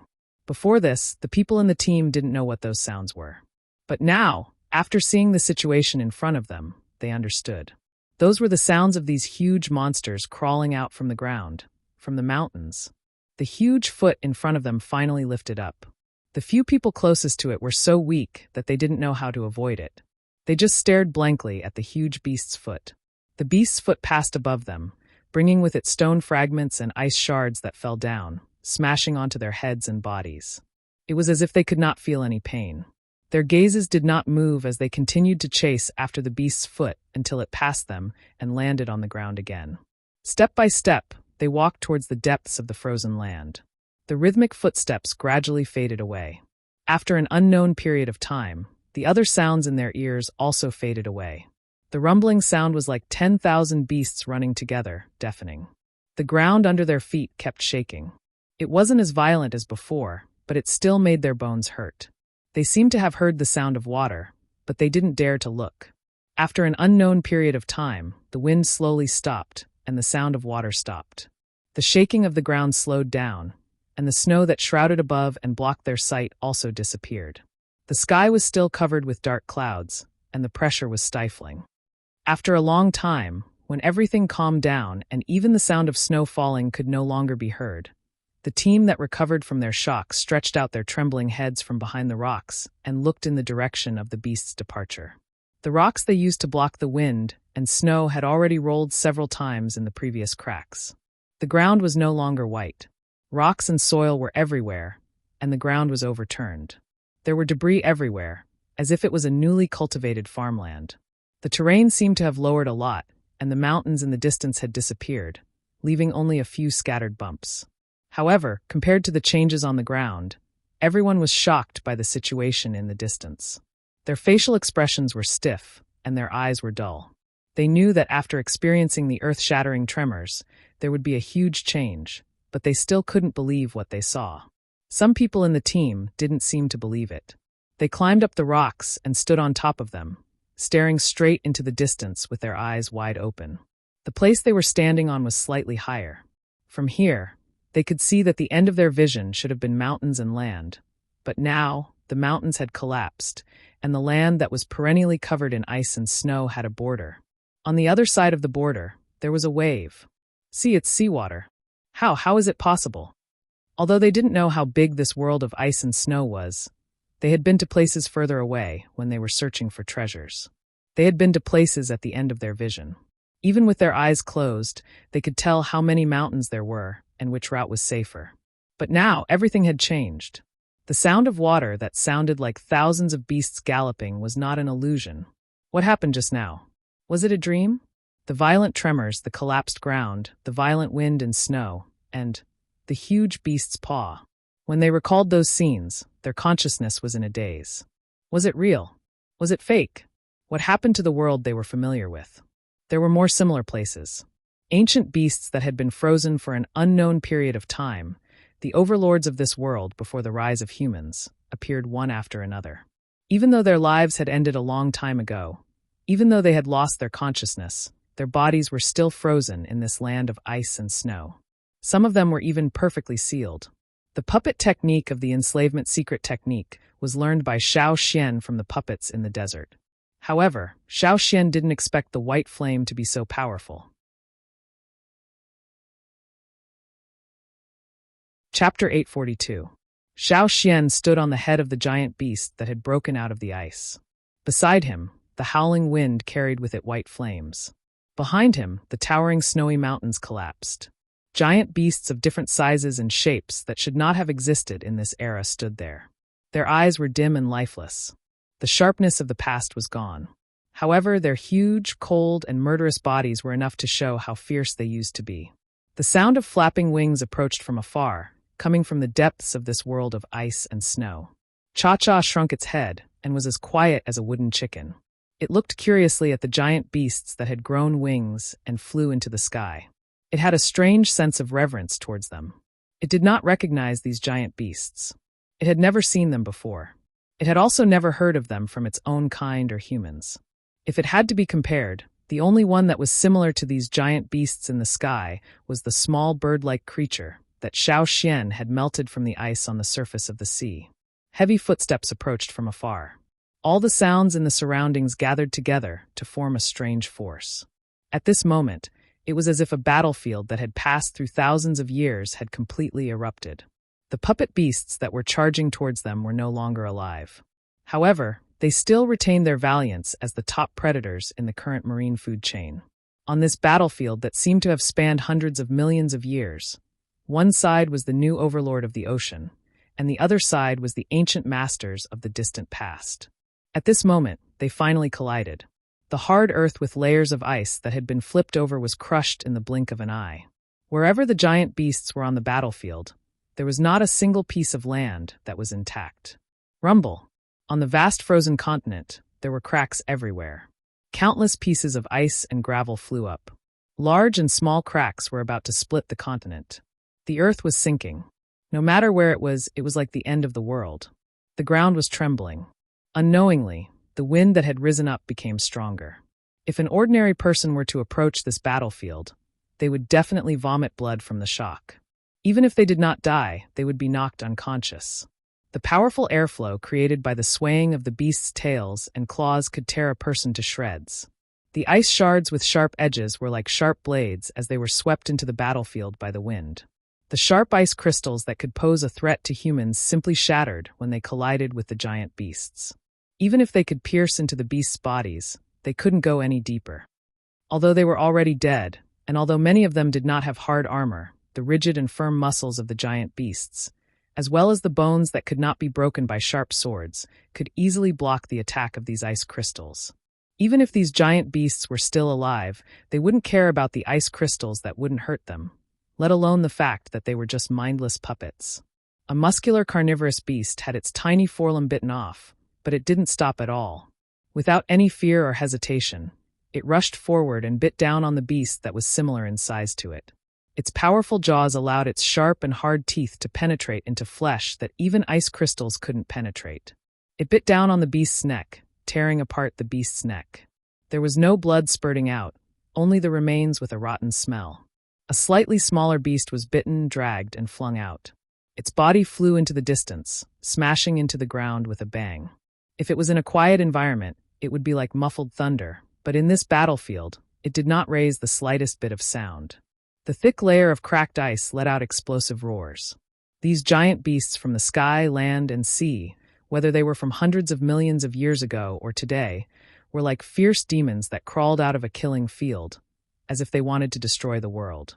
There was no blood in their dead bodies. Their flesh and bones were broken in the fight, and the ground was full of broken limbs and remains. From time to time, the earth would explode due to the fierce collisions of these giant beasts. As puppets, under the control of the puppets, they could only use 10 to 20% of their attacking power. Even so, they still caused a destructive impact to this frozen land. The vast ice shelf and the snow-covered land had turned into a bleak battlefield. The ground was still trembling, not only because of the power of the fire seed, but also because of the huge number of giant beasts fighting against the powerful combat power. The ice and stone were solid under the ice, but when the beasts stomped on them, they were crushed into pieces. The vast ice shelf had unknowingly been split and shrunk. Broken ice and icebergs fell off the shelf and drifted away with the waves. The icebergs that floated on the sea were blown upside down by the airflow from the frozen land. The ice belt that stretched for several kilometers on the edge of the land had already collapsed. White flames burst out of the totemic patterns on Xiaoxian's body, as if they were going to tear his flesh apart. It was also these white flames that blocked the raging cold air in the surroundings. Staring at the battlefield, Xiaoxian did not relax at all. Even though he had used the power of the ancestral shaman to enslave these frozen giant beasts, controlling such a large number of beasts took a lot of mental and physical energy. Fortunately, the situation was tilting in the direction that Xiaoxian wanted to see. Giant beasts continued to climb up from the sea to the land, and also from the depths of the frozen land. Some were enslaved by Xiaoxian, while others were under Yi Xiong's control. Although Yi Xiong had brought many puppet beasts from the sea and other places, they were still lacking compared to the beasts in the frozen land. At first, they were able to gain the upper hand, but as more and more giant beasts from all over the frozen land joined the battle, the situation began to change. In terms of physical strength, the current rulers of the sea might not lose to the ancient giant beasts, but there were just too many of them and their bodies were too big. Xiaoxian had unleashed all the power of the ancestral shaman in his body the moment he arrived. Now, on the frozen land, a giant shaman seal was burning, as if it was going to burn the entire land. The white flames did not seem to have any temperature and did not melt the frozen ice and stone, but they were constantly awakening the ancient giant beasts from their slumber. It was as if a source of life had been injected into this uninhabited land. Yi Xiong wanted to enslave some of the giant beasts that were suitable for puppets, but the white flames burning in this snowy land prevented his fire seed's power from being further enhanced. This was something that Yi Xiong could not control. His fire seed was retreating. Although it was not as cowardly as the other fire seeds in the face of the ancestral shaman's power, it was retreating. Before this, Yi Xiong had always thought that his fire seed was stronger than the Yi family's fire seed, that it had evolved from the Yi family's fire seed. This was also why Yi Xiong's fire seed had more white flames than the rest of the Yi family. Before this, Yi Xiong had always wondered how his fire seed's power would compare to the ancestral shaman's. However, the ancestral shaman's power had not appeared in the world for a long time, and the records of the ancestral shaman in the ancestral records were mostly empty. He had once used up his life to perform a divination, but only managed to get a vague result. It was this vague result that made Yi Xiong think of ways to extend his life. He had waited for 1,000 years. The ancestral records of the Yi family recorded that a long time ago, the fire seeds of the various tribes were not created by the Yi family's ancestors, but were ignited by the ancestral shaman. The Yi family's ancestor said that he was the closest person to the ancestral shaman, meaning that the first fire seed ignited by the ancestral shaman was the Yi family's, which was the fire seed of the former Yi tribe. Therefore, many times, other than the Yi family's own ancestors, The Yi family also treated the ancestral shaman as their other ancestor. Yi Xiong's pursuit of the ancestral shaman's power had never stopped, but unlike the Yi family's reverence for the ancestral shaman's power, his pursuit was more like provocation? Yes, provocation. When the old men of the Yi family noticed Yi Xiong's intentions, they scolded him harshly. To many people, Xiao Xian of Yanjiao was Yi Xiong's greatest threat. However, Yi Xiong's main goal was not to kill Xiao Xian. He just wanted to see how powerful the ancestral shaman was and whether he could surpass it. After all, Yi Xiong believed that he was the most powerful person in the Yi family in the past 1,000 years, or even 10,000 years. Attacking the Yi family was a way to prove his strength. However, reality proved that he was still his grandfather, and his ancestor was still his ancestor. Even if Xiao Xian was not the ancestral shaman and had only received a portion of the ancestral shaman's power. However, this small amount of power was still more powerful than Yi Xiong's. It was the same in the conscious world, and this time it was the same. Yi Xiong was using a similar method. Yi Xiong closed his eyes. This was a situation he did not expect, and he could not predict anything. This was the first time Yi Xiong realized the difference in power between him and the ancestral shaman. It's not enough, it's still not enough, Yi Xiong said in a low voice. His voice was filled with complicated emotions, as if he was unwilling to give up, but also resigned to his fate. No one could understand what he was saying. Perhaps it was the exhaustion from controlling the beast horde, the pressure from the reversal of the situation, or perhaps it was his emotional turmoil, but Yi Xiong's body trembled slightly. His fingers that held the wooden bracelet slowly moved the carved wooden ornaments. Then, he suddenly tightened his grip and pressed his thumb on a circular wooden ornament. His sunken eyes, shrouded by the shadow of his hood, opened abruptly. Red light flashed in his eyes, as if blood was about to drip from them. At this moment, Yi Xiong's enslaved puppets stopped moving as if their power had been cut off. Some of them fell to the ground, while those that had just climbed onto land slid down the ice into the sea. Xiao Xian looked ahead. Without the giant puppets blocking him, he was standing on the head of a giant beast and could see Yi Xiong. Had he given up? Admitted defeat. Chapter 843. Just as Xiao Xian was about to give chase and eliminate this threat, a huge crack appeared in front of Yi Xiong.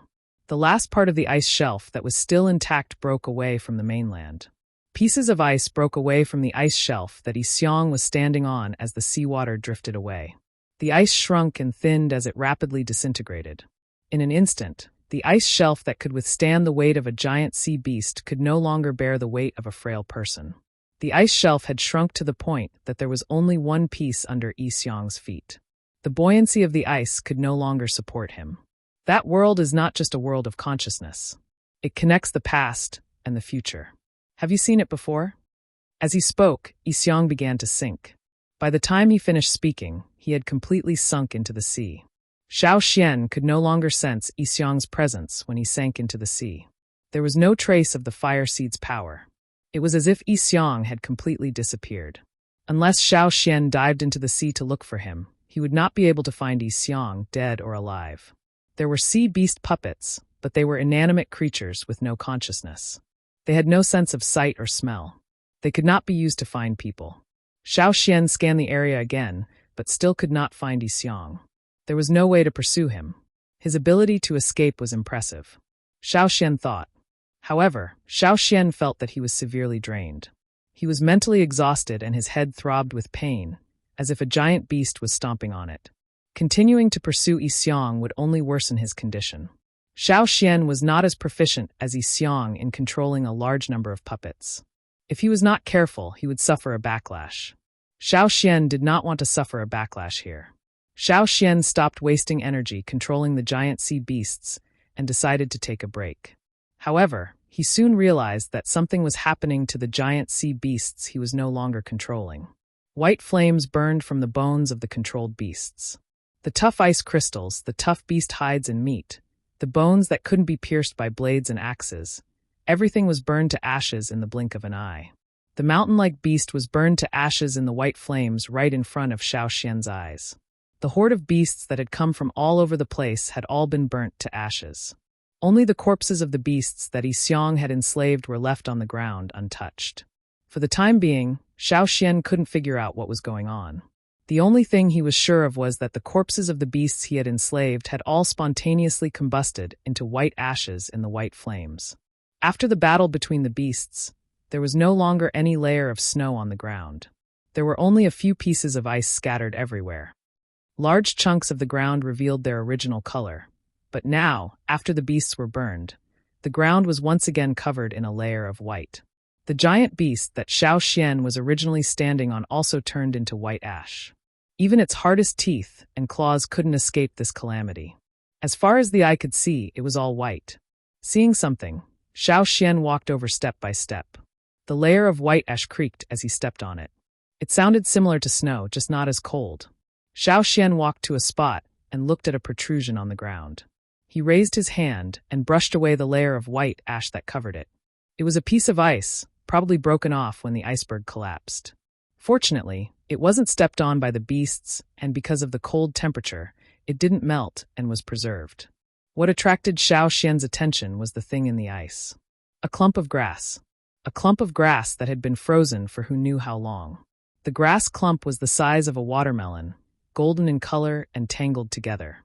Xiao Xian could even see the small fibers sticking out of the grass through the ice. He could even find some cuts on the grass clump. The cuts weren't even. They weren't cut by a sharp blade, but more like they were bitten off. Xiao Xian placed his hand on the ice. The ice slowly melted, revealing the clump of grass inside. If it was a normal grass clump, it would have been destroyed long ago. However, this grass clump was still frozen. When Xiao Xian held the grass clump, he felt a strange sensation on his fingers. He couldn't break it even if he used a little strength. Xiao Xian had never seen grass like this before. Perhaps it still existed in some unknown place, or perhaps it had already gone extinct. This clump of grass was made up of several stalks of grass. They were tightly bunched together. Xiao Xian spent some effort to untie them. Then he braided these stalks of grass into a rope. When Xiao Xian saw this rope, what Yi Xiong said before he disappeared echoed in his mind. It wasn't just a spiritual world. It connected the past and the future. Where was the past? What was the future? Although he didn't understand Yi Xiong's intentions, Xiao Xian couldn't help thinking about it. He had a feeling that if he could see the past and the future, he would be able to discover something. He lowered his head and saw that he had finished braiding the grass rope. He smiled silently and sat on the ground to tie knots. Everything around him seemed to fade away. His surroundings were no longer white. Instead, it was replaced by darkness. After the complete darkness, Xiao Xian saw many sparkling dots of light, like stars in the night sky. This was a spiritual world. Xiao Xian didn't know what those light spots were. He just looked at the star-like light spots circling around him like a river of stars. Those flickering, moving light spots seemed to contain a vast, intent domain, which was mysterious and transcendent. The darkness was replaced by light. The dots of light became blurry, and the chaos around him gradually became clear. This was no longer a world of fire and darkness. Xiao Xian saw a world of color. There was golden grass around him, similar to the grass Xiao Xian found in the ice. The only difference was that there was too much of it, and it had already been bunched up. Looking around, there were eggs about the same height as Xiao Xian lying quietly on the grass. Not far away, there was a grass wall surrounding them. This was a nest? In the next moment, Xiao Xian confirmed his guess. Ignoring the eggs around him, in front of him, huge bird-like beasts were pecking and chasing each other. They didn't look like they were fighting, but more like they were playing. They were different from normal birds. They looked similar to the forest raccoons in the tribe. The only difference was that they didn't have wings or feathers. As he pondered, Xiao Xian realized that his vision was changing. It was as if he was flying, leaving the ground. This allowed Xiao Xian's vision to widen. This was a forest full of towering ancient trees. Suddenly, those strange featherless beasts all fled in panic. The ground trembled, and the branches shook. An even larger and fierce-looking beast stepped into this area. Its large mouth was dripping with blood, and it was biting tightly onto a beast that was less than a third of its size that was still struggling. Xiao Xian recognized what it was. Not to mention the ferocious beasts that lived in prehistoric times, Xiao Xian had seen one just now. He was the one who pulled those prehistoric overlords out of the ice. Although it wasn't the same as the one in front of him, they were of the same species. His vision went even higher. In the distance, there were other types of beasts that should have disappeared. Some had huge bone plates on their backs, some had bone armor on their heads, some had tails like meteors, some had necks like snakes, and so on. One by one, they appeared in front of Xiao Xian. Xiao Xian also saw some figures hiding in the bushes and hiding in the forest. Although he couldn't see them clearly, Xiao Xian was sure that they were humans. However, in this era, humans were only prey at the bottom of the food chain. Seeing them flee in panic in the face of a small beast, he knew that they lived a difficult life. If it were the Yanjiao people, they would have hunted down and killed the beasts. Xiao Xian somewhat understood. This should be the past, a very long time ago, before the fire seed appeared. Even if he couldn't really touch it, Xiao Xian could still feel the warm and humid climate in front of him. Entwined vines climbed through the forest. Thick tree trunks were covered with wet moss. Some unknown insects that Xiao Xian had never seen before flew around. There were also some huge mosquitoes, similar to the giant dragonflies that Xiao Xian used to ride in an airplane. After passing through the dense forest and over the tall mountains, he saw a flock of huge birds. No, those weren't birds. When they flew, they spread their huge wings. They were different from ordinary birds. They were the same as the one Xiao Xian saw in the ice.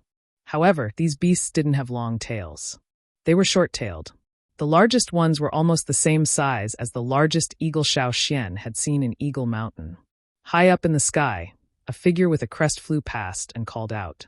On the land, some of the same species that were crawling to hunt or eat gave up on the prey they were chasing. Some of them held the prey they had killed in their mouths.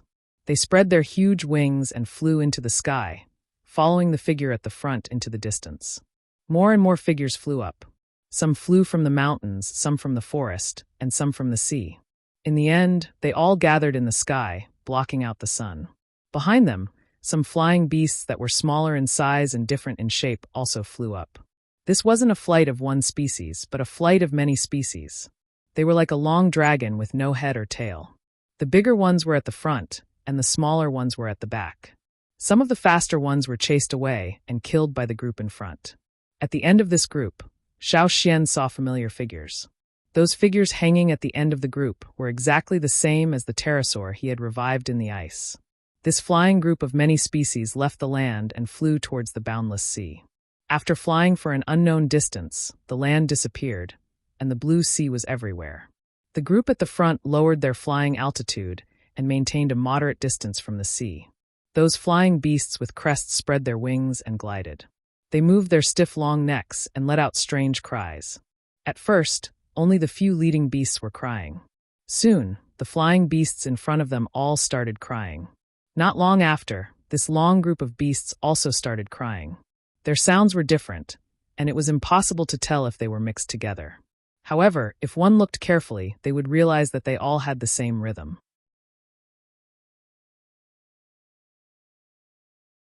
Chapter 844. There seemed to be something swimming under the surface of the water. The group started to descend and dive. The flying beasts closest to the surface opened their strong jaws and swallowed the fish that were swimming near the surface. Soon, there was no need to dive into the water. A large school of fish appeared on the surface of the water. Many fish jumped out of the water, their scales reflecting a dazzling silver light. To this group, this was a feast. The originally thin and long team was now spread out. Every one of them was excitedly hunting for food. The larger ones were even wolfing down their food, as if they wouldn't be able to eat their fill if they were a step slower. They ate many fish in one mouthful. On the other hand, the ones at the back of the group could only eat one fish. However, they were also very fast. The fish were eaten as soon as they jumped out of the water. In the end, only the bones of the fish fell into the water. Not long after, the group near the surface of the water started to rise again. The fish on the surface jumped even more vigorously, and their numbers increased. However, the group had already flown high and was far away from the surface of the water. Splash! A huge spindle-shaped figure jumped out of the water. Its spinning body splashed water everywhere. The splashing water reflected the dazzling sunlight. The rows of large and hard-boned scales on its body were especially eye-catching. Xiao Xian felt that it was very familiar. Similar figures jumped out of the water and dove back into the water. The small fish that jumped out of the water earlier were probably driven up by this school of fish. In the air, they formed a long line and continued to fly. In the water, the school of fish with bone scales followed the same path. looking at the small figures at the back of the group, and then at the school of fish swimming in the water. It felt like déjà vu. Xiao Xian suddenly remembered a scene he saw in the tribe. The little pterosaur was standing on a tree and calling out rhythmically. Not long after, in the man-made river channel, the fish that the D mountain people sent to live in the sea and only returned to the river at certain times of the year to breed appeared on the surface of the water. Thinking about the situation back then, he looked at the scene in front of him. The migrating flying beasts and the migrating fish in the sea. It turned out that they already knew each other. Xiao Xian was like a bystander. He followed the migrating beasts and looked at this awe-inspiring and magnificent world.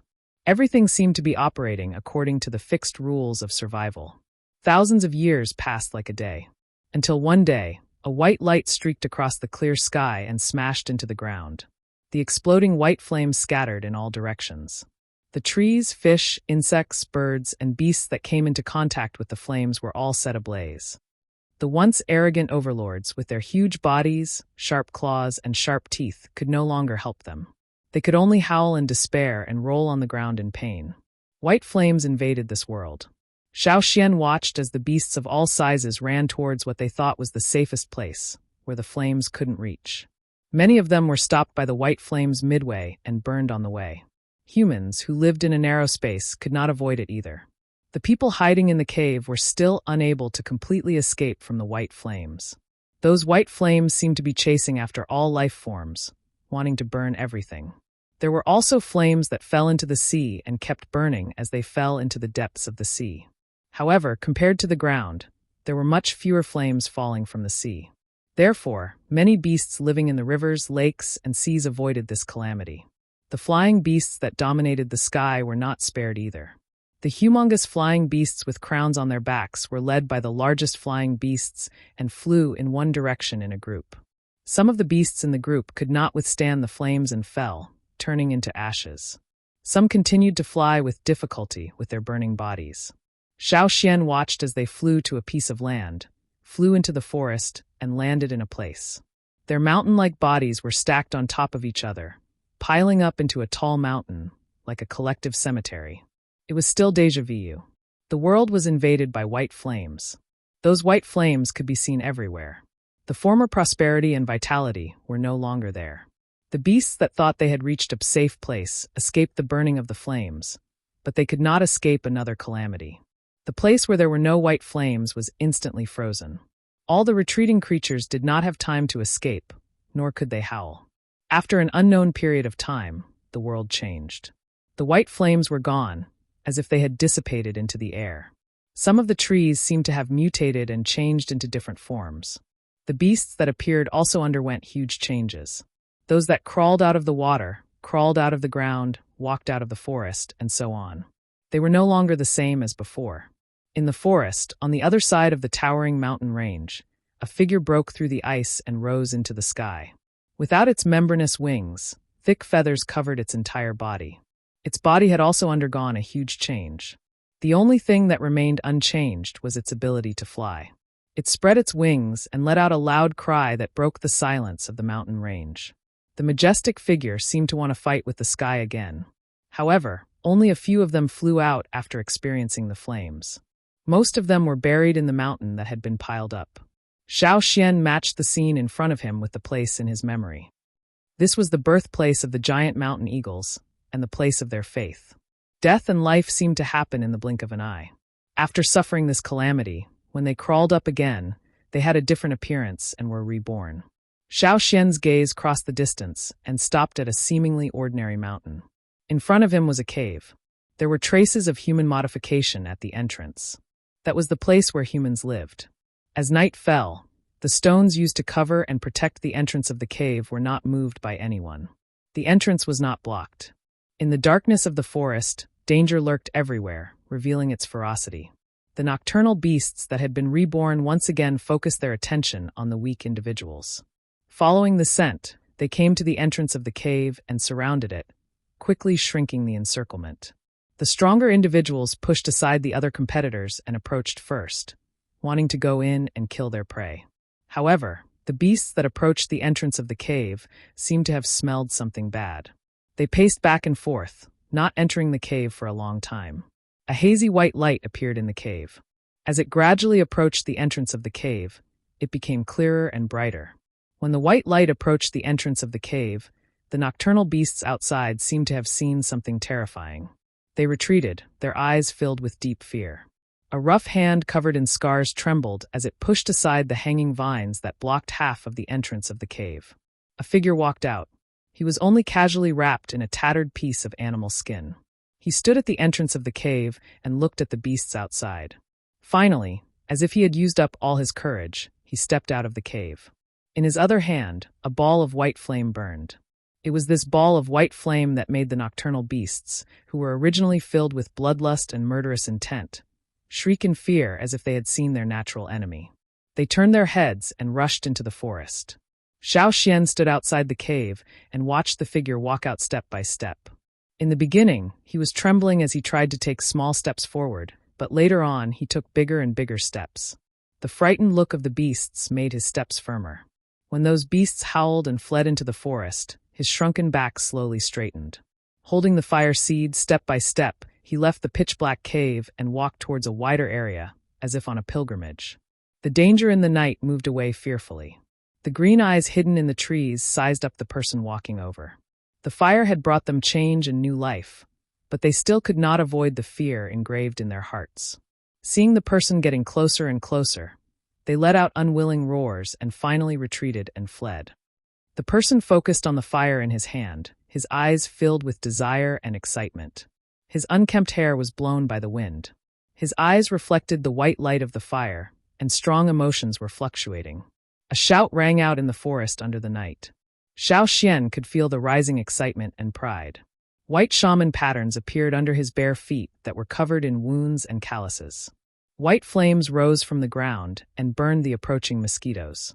Fire seed. A true primitive fire seed. This was the first person to control the power of the flame that changed the world. From this day onwards, humans were no longer squeezed into narrow cracks, no longer stepped on at the bottom of the food chain, no longer cowering in dark and narrow caves, unable to move forward. The morning sun broke through the curtain of night, bringing light back to the earth. The person standing there looked away from the fire in his hand and strode towards the direction of the rising sun. He walked faster and faster, and finally let go of all his worries and ran to his heart's content. In Xiao Xian's vision, the world was shrinking. The forest and the people had become blurry. The only thing he could see was the moving white flame on the continental plate, the first fire seed. The white flame was moving, and as it moved, balls of fire appeared beside it. The first was a ball of white and orange flames. After that, other balls of fire of different colors appeared beside it. Some were big and some were small. Some were moving in other directions, while others stayed where they were. Xiao Xian had seen some of them before. They matched the tribes. Xiao Xian found a ball of fire that belonged to Yanjiao. The two-horned totem appeared above the ball of fire. Not only Yanjiao, but also other tribes. The 6 major tribes of the royal city, Yanjiao, Hui, Mang, Yuhan. There were also some that Xiao Xian had never seen before. They were very unfamiliar. As the most primitive fire seed, the white fire seed ignited many balls of fire. Therefore, it would not be rejected by the fire seeds of other tribes. The balls of fire that were ignited were the foundation and core of each tribe's establishment. The fire seed of the tribe, the source of the totem's power. The appearance of fire was destruction and innovation. It was respected and feared. Everything was reborn from the heavenly fire. That was a world-class nirvana brought about by the fire seed. After the destruction, there would be life that would emerge from nirvana. It would be colorful and beautiful, and it would grow upward. Humans were perhaps the biggest winners of that disaster.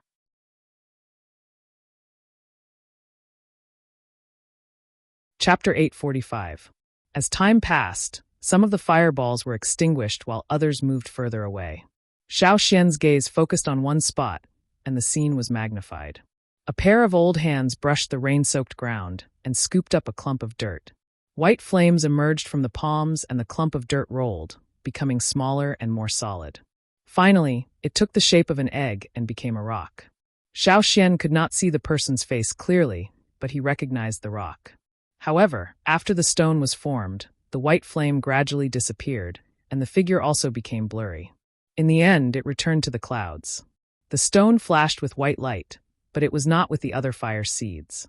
Instead, it was hidden behind a cloud of mist, as if it was the most mysterious star hiding behind it. This was the past that Yixiong had mentioned. Xiao Xian wanted to see the future, but his body was so tired that he couldn't maintain this state. There was still time. As he left the world, Xiao Xian felt his consciousness slowly returning. His nerves relayed the sensations around him. The cold reminded Xiao Xian that he was still on the frozen continent. He opened his eyes. He still held the golden rope in his hand. His surroundings were still white, but unlike before, it was now covered in a thick layer of snow instead of white ash. Other than the area around Xiao Xian, the snow was knee-deep. An eagle screeched from a glacier not far away. Cha-Cha landed in front of Xiao Xian with a fish in its mouth. "Have you been waiting for a long time?" Xiao Xian looked at the eagle in front of him, remembering the scene he saw in the spiritual world of Eagle Mountain. He patted its head and walked towards the edge of the glacier. Xiao Xian knew that every time he entered the spiritual world, it felt like a long time had passed in the real world, even though it felt like a short time. When they first arrived here, Cha-Cha didn't have any major injuries because of the beasts chasing them, but there were still a lot of small injuries. But now those injuries were completely gone. The new injuries should have been caused by the recent hunting. The remains of Yixiong's puppets had long been covered in snow and frozen by the new ice shelf. The collapsed ice shelf had once again covered the edge of the continent. It was not as tall as before, but Xiao Xian believed that with time, the ice shelf would return to its original state.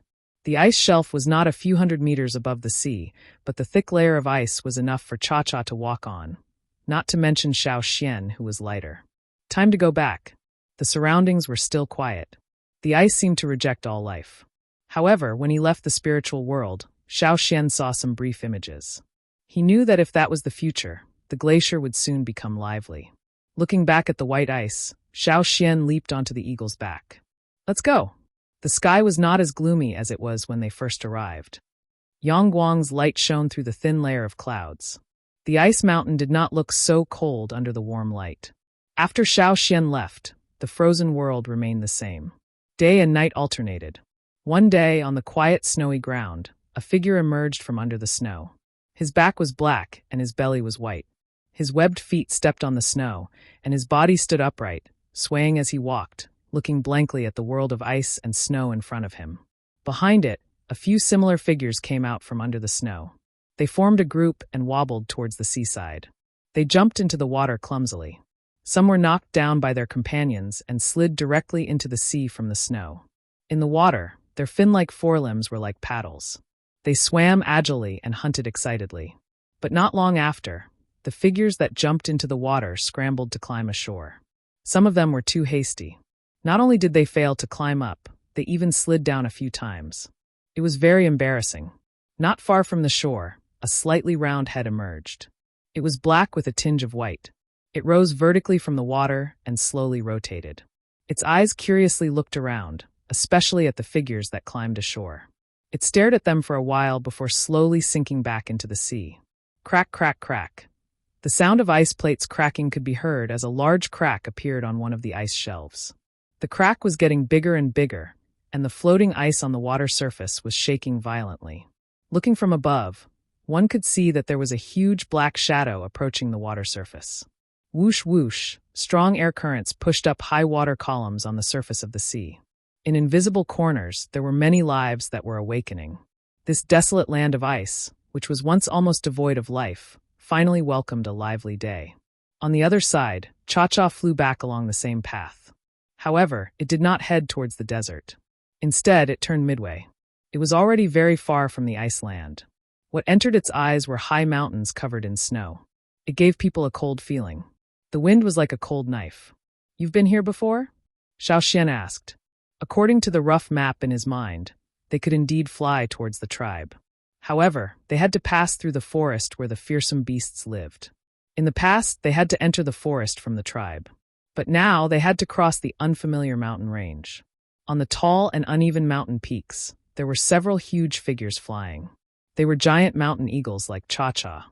Except for Cha-Cha, most of the giant mountain eagles liked the high mountains covered in snow.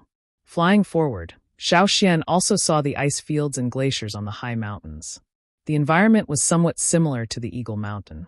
He just did not know if this mountain range was connected to the Eagle Mountain. This mountain range was too long and too big. He could not see where the ends of the two sides were.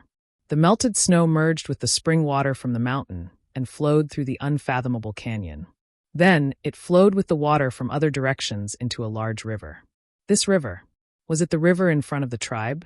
Was this the source of the river? What was the endless river all those years ago? That was not right. When Xiao Xian crossed the river that year, he had a feeling that the seemingly endless river was not as wide as it looked. It was just that his strength was limited back then, and he could not see the mysteries behind it. There were still many secrets in this world. He just needed to discover them. Just like a long time ago, when the fire seed first appeared, if there was no one who could control it, fire would still be in existence that was feared by all life. Flying along the river, Xiao Xian saw many things he had never seen before. In the past, he had only set out from the tribe and entered the forest to hunt. The furthest he went was Eagle Mountain. But this time, he was going back from the other side of the continent. What he saw was different from before. Back then, you went around the desert from the Hui tribe and flew to Eagle Mountain from here? Xiao Xian asked. When Xiao Xian went to the other continent, Cha-Cha stayed with the tribe. During that time, Cha-Cha had left the tribe to fly to the Hui tribe and find his companions to go to Eagle Mountain. Ho, Cha-Cha answered, meaning that Xiao Xian was right. Even if it was a route they had never flown before, the mountain eagles had a natural instinct for the place they believed in. It was as if there was a compass in their heads telling them where to go. Therefore, no matter where they lived in the world, once they reached a certain age, they would be able to find Eagle Mountain. It was a natural instinct and a belief that was deeply rooted in their bones, even if they had never seen what their ancestors looked like. On the way back to the tribe, Xiao Xian would often look at the various fearsome beasts in the forest while hunting. It reminded him of the distant past he saw in his consciousness. The heavenly fire had changed the world greatly. The rise of humans was also due to their own opportunities. Otherwise, even if they could survive the fire, even if they could avoid the heavenly fire, they would still be at the bottom of the food chain. The world was cruel. Without power, one would only be hunted. After flying for a while, Xiao Xian finally saw the familiar hunting ground. His mood lightened up. The first time he walked into the forest with the stone knife, Xiao Xian realized that he had really come to this world and could not go back. After so many years in Yanjiao, he had gone from not caring about it to treating Yanjiao as his responsibility. Only Xiao Xian knew how it felt. After all, in the eyes of the Yanjiao people, Xiao Xian was still the person who walked out of the Crouching Bull Cave. Yanjiao's territory finally came into view. Below them, the patrol team was running and shouting excitedly. In front, the shaman and chief were already waiting with their men. Inside the Flaming River trading point, Beimi was bringing some people to look at their new house. When they arrived, Beimi decided to buy a big house in Yanjiao's trading point and sent some people to stay here for a long time to buy gems and other rare items from the other continent. As they were talking, they suddenly heard cheers from the Yanjiao tribe on the other side of the river. It was so loud that even the noisy trading point could hear it. The horn sounded, and the Yanjiao people in the trading point hurriedly ran over. What's wrong?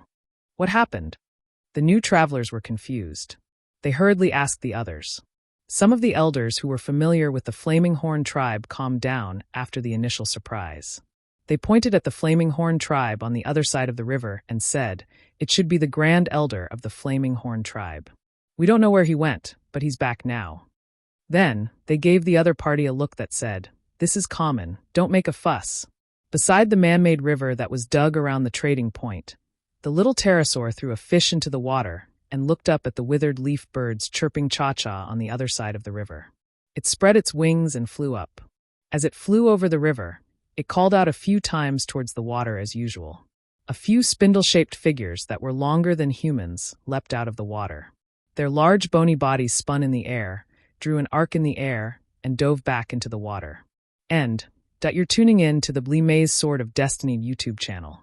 We're so grateful for your support, and don't forget to subscribe to join us on this incredible journey through captivating stories. Your generosity through donations truly makes a world of difference, as it's the primary source of revenue that allows me to expand and enhance this channel for you. Thank you from the bottom of my heart for being a part of this adventure.